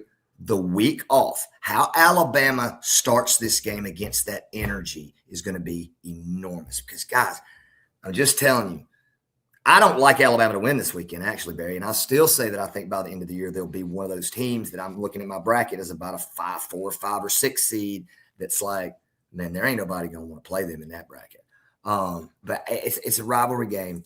When Alabama is catching Auburn off of Auburn's off week after playing A&M on Wednesday, not Tuesday, I think that's going to cause Bama some problems. And I think that place will be rowdy. I think it'll be a great game. But I like Alabama's team better, but I'm not going against Auburn at Neville Arena.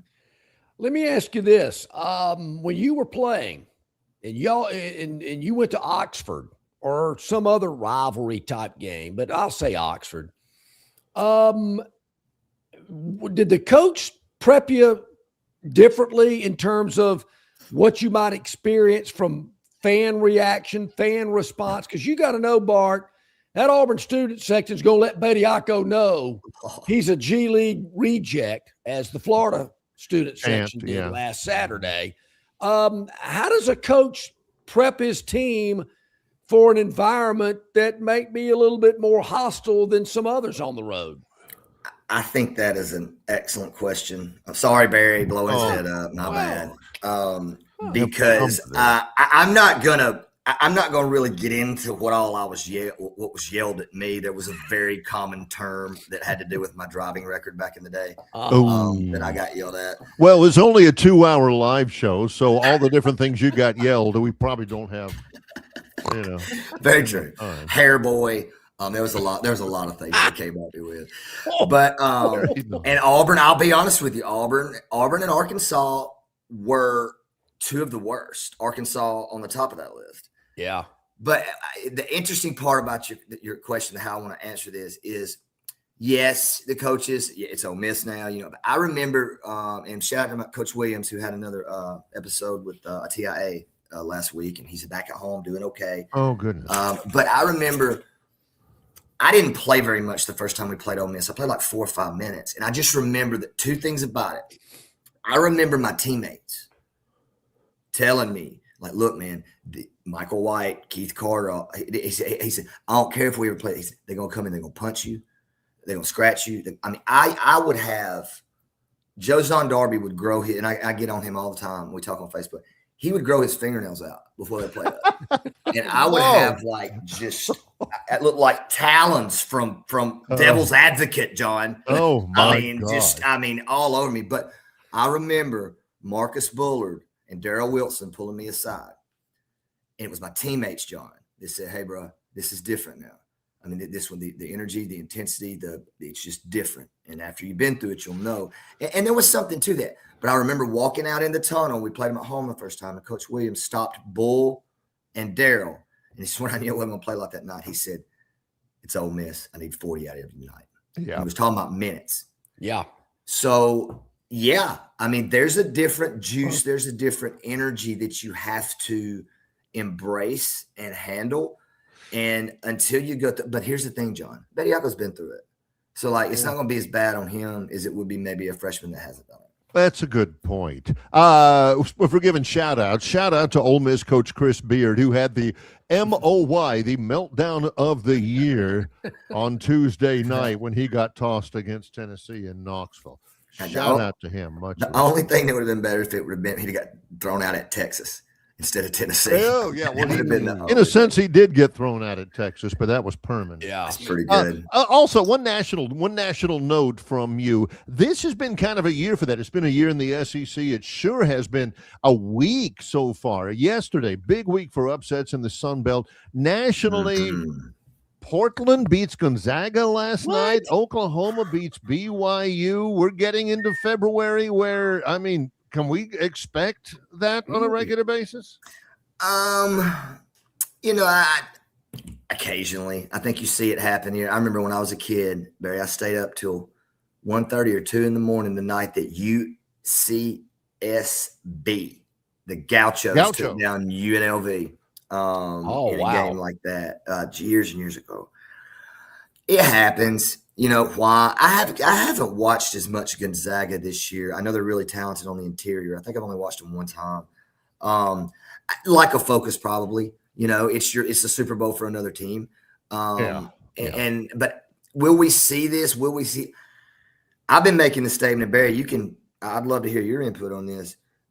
I think the Sun Belt is arguably the most competitive league in the country. I mean, you could make that argument, and I think you're going to see a lot. The Atlantic Sun. I know that Austin Peay's 12-1, whatever, but my boy Grant Leonard's sitting there at 7-4. Queens has a legitimate shot to win it in their first year to get eligible. Yeah. So, you got some great confidence. The Southland, that's going to be a 2-tournament race, or 2-team race between McNeese and Stephen F. That'll probably go to McNeese. The tournament's at McNeese. So, like, there's a lot of different conferences and tournaments that, like, I do not think you're going to see as many upsets in the non-Power 4 tournaments as you will in, like, the larger tournaments. Like, nobody's going to be surprised if Missouri slips up and beats a Arkansas, in the SEC tournament. So I think you'll see some, but I don't think it's like a trend that's going to be a lot of it. Well, you mentioned the radio show. Where can people listen to you? What about all of the stuff that you do out in public? How do people catch you, Bart? Well, I'm a farmer now, gentlemen. I'm cultivating my farm down here in Foley, so you can catch me out at Sherman Farms at some point, I'm sure. But at BHeitch22 on Twitter, at BHeitch_22 on Instagram, I'm pretty active. And then PressBoxRadio.com is where our radio show is found, and we're on the 6 states, and we've been growing. A lot of good content. Mike Grace, Colin Lacey are my partners, and I'm on 3 days a week. But mainly Twitter, just at BHeitch22. You can always get in touch with me and see what I got going on there. And then in 3 weeks, AHSAA basketball tournament. Man, you've been doing that quite some time. We look forward to that, Barsh. Do great work with that. Appreciate you. I appreciate it, guys, and I always enjoy being with you. All right. We'll talk next week. Thank you. Yep. Everybody says you never look better. Appreciate the input here. Thanks a bunch. Mark Heisch, number 22. Yep, joining us. And when we come back, we'll follow it up. Yep. With the Gurn Jr. Victoryland 777 topic wheel. Coming up with Longshore and McKnight in association with Yellowhammer News, presented by Bud Light. Valentine's means Marguerites, and Marguerites has everything the special person in your life wants. Rings, bracelets, necklaces, earrings, pendants, and all shapes and sizes of diamonds. They have special gifts that will bring happiness and joy for decades and decades. For your convenience, Marguerites is open 7 days a week. So drop by and pick out a gift that will surprise the Valentines in your life. Marguerites is located at 8163 Vaughan Road in Peppertree, adjacent to Chappie's Deli. At Marguerites, they make it. They really make it.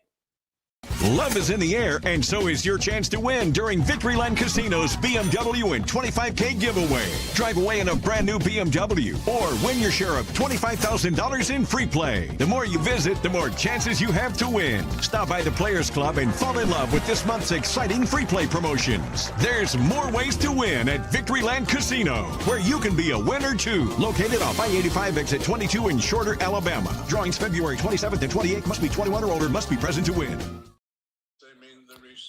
Okay, the more times you head to Victoryland, the better your chances of winning. That BMW or in the 25K giveaway. Big promotion going on this entire month at Victoryland. So there again, the more you travel out there and enjoy yourself, the better your chances of being the big winner at the end of the month. Last 3 chats, all one word. And the chat before that was 2 words. Yeah. Come on, guys.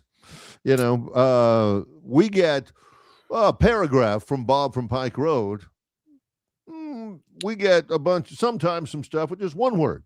Yeah. Boom, boom. Belly, your belly, spin, spin, time to spin. Excellent question. You know, some of those are just meant for each other. They're not meant for us to necessarily put on the air with. It's not that I'm complaining. I love you guys, but River Region Straw chat line. It's open to everybody, so jump on board and comment.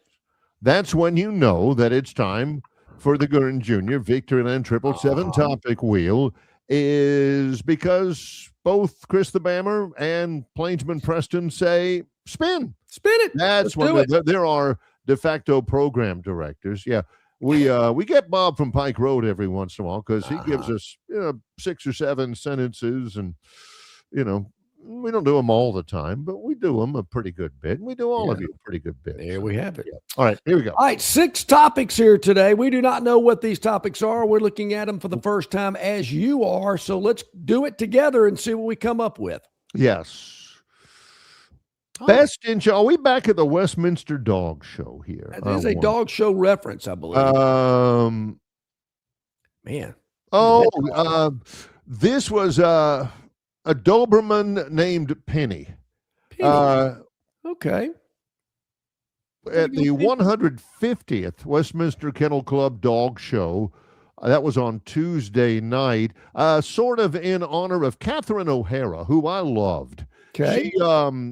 She played in Second City. She was the mom in Home Alone. That's right. She was very great comedian. She passed away last week at 71. She was part of a movie called, I think it was called Dog Show or something like that, where they kind of spoofed the dog show. Anyway, so a Doberman. Don't all Doberman, it's maybe racist, but don't all Dobermans look alike? I mean, how do you tell one really good Doberman from another? I can look at it all and say, man, that is a Schnauzer. Yeah, hey, there's Best in Show. Was the name of the film. Yeah, that was really, really funny. Eugene Levy, Christopher Guest, who's married to Jamie Lee Curtis. It was go check that out. If you like the Okay. Mr. Dog Show and can poke fun at yourself, that's one to watch. All right. Okay. All right. That's a good one. Show. No, What do you that's say not. No, Doberman and DeBoer are not the same person, but I No. see what you're saying there. Yeah, I get No, that. Doberman. Yeah. That's from Apache Chief. Yeah. All right, let's spin away and see what's up next on the Gurn Jr. Victoryland 777 topic. Wait a minute. Did we add another topic there? Look at this. We're adding topics as we go. I love it. No, here we go. Okay, we're back to 5. There we go. Here we go. All righty, let's see what we got. Blue, light blue, purple, light blue. Bowl. That reminds me of Delmar in no, not the livestock. No, this is not the bowl. Travis Kelce. He's at the Waste Management. Yeah, nice swing, nice and smooth. Look Not at the trying to kill cloud. it. What the heck is that? That's like a triple tier patron gallery. Ooh, man, he stabbed that. Where are the beer cups? Yeah, that is unique, Barry. You don't see that anywhere else in golf. That's around the par 3 16th at the Waste Management Phoenix Open. That thing is loaded. Crowds are going crazy. Yeah, and he goes the Adam Sandler.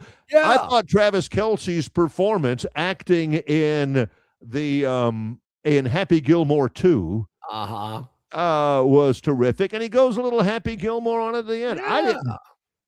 Little Man, pro-am yesterday. millions of dollars, going to be an NFL Hall of Famer, hanging out with Taylor Swift, and he can play golf. How about that? That's unfair. Yeah, pro-am yesterday for the real stuff gets going today. I'm blown away by that scene. There must have been 15,000 people there. I'm not sure they're going for the golf or the party. It's kind of like if I go to a Bama football game and I get invited to sit in somebody's box. Am I watching the game or am I socializing? Those two media members at the Alabama basketball game didn't even have that excuse. Yeah, no Wasn't even a party. Okay, here we go. Got to get let's spin it away and see what we got. 4 more topics to go here that we have not seen. These are this is what makes it so fun. What are we up against?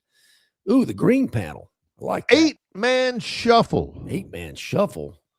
Oh yeah, NBA. A lot of movement. What a waste. Why in the world the Mavericks traded Luka Doncic for Anthony Davis is beyond me. The guy got fired. Now Davis has gone to the Wizards, which is like, if you're in the military being sent to Nome, Alaska on assignment. I'm not saying the Wizards are terrible. They're I mean, if you get traded to a team like the Wizards, you're going, whew, looks like my days are numbered in the NBA. At least they're trying. They got Trey Young. Now they got Anthony Davis, who is a 10-time All-Star, but he's played. It took 8 players. That's, man, when you got to go 8 players deep into a deal, I'm just like, give me him for him. Well, and we'll throw some cash. Just all this other stuff's too convoluted. That's tough. That's a tough one. All right. Good there, but yeah, a lot of movement there in the NBA, no doubt. All right, 3 more to go. Let's see what we got. Red, blue, yellow. Where will it land? John loves the colors. Me and Warren were talking about that last week. John will comment. What is Schemo? Schemo. What is Schemo? The new sport? Ski mountaineering. AKA Schemo. New sports where you've got to climb. You don't even get to ride in the cool little ski lift. And get to see the sights like in Gatlinburg. Yeah. Barry, there's nothing worse if you lose a ski and you got to walk up the hill 20 feet to go get it. It's terrible. And these guys are walking up the whole mountain. You can forget it. I always thought it was stupid that you ski, you stop, and then you shoot at something. I never understood that sport either. You're going uphill and downhill. A pinch of the NASCAR pit crew feeling at the top. Competitors transition from climbing to skiing down. Again, it's like a lot of things. You've got the men's, you've got the women's, and you've got the mixed team ski. Barry, so do you climb up the mountain in your ski boots, or do you have to carry your ski boots, wear other shoes, get to the top, take those shoes off, and put your ski boots on? I think you got to keep the way skis too on. much trouble. They got these little rubberized things at the bottom, like Billy May used to sell on K-Tel, that you climb up with them, then you transition into different skis, and then you go down. Not interested. No. Put them on a ski lift. Anybody want to see? Man, I can't wait to see somebody climb this mountain. It's like speed walking, which I saw in the Olympics in Atlanta. On live with his own eyes. Back at it. All right, 2 more to go. Let's spin away, see what we got here. Blue, red. Looks like Kansas colors. Can't touch that. How many times has John heard that in his life that he ignored? Michigan State and Minnesota. Oh, no, in transition there. This is not right. We're on Duquesne and George Mason. This is anarchy. That's the wrong clip. We'll get to that one That later. does happen sometime in the production room. You call true. for something, they put the wrong clip up. Yeah, that can happen. our six-man team sometimes that happens in TV quite a bit. All right, so let's go. Final one. Do we have a final one? That might have been it. That might have been it. Okay. Yeah. Well, let's just take it out from there. Many thanks today, Jason Caldwell, AuburnUndercover.com, Bart Heisch, our Heisch Hoops Insider, and of course, Rodney Ortiter Insider, presented by the Destin Connection Seafood Market. We're on location tomorrow. Yes, Stivers Ford in Montgomery, where Price sells cars. We'll be there. Hope to see you as well before the big Super Bowl on Sunday. We'll be previewing that with Lee Sterling of Paramount Sports. He'll join us to give us his Super Bowl thoughts. The Moneyline magician Josh Harris will join us tomorrow as well. And Ralph Michaels from Wager Talk and the Gold Sheet. We'll give our Super Bowl picks too. It's going to be great. Longshore and McKnight in association with Yellowhammer News, presented by Bud Light.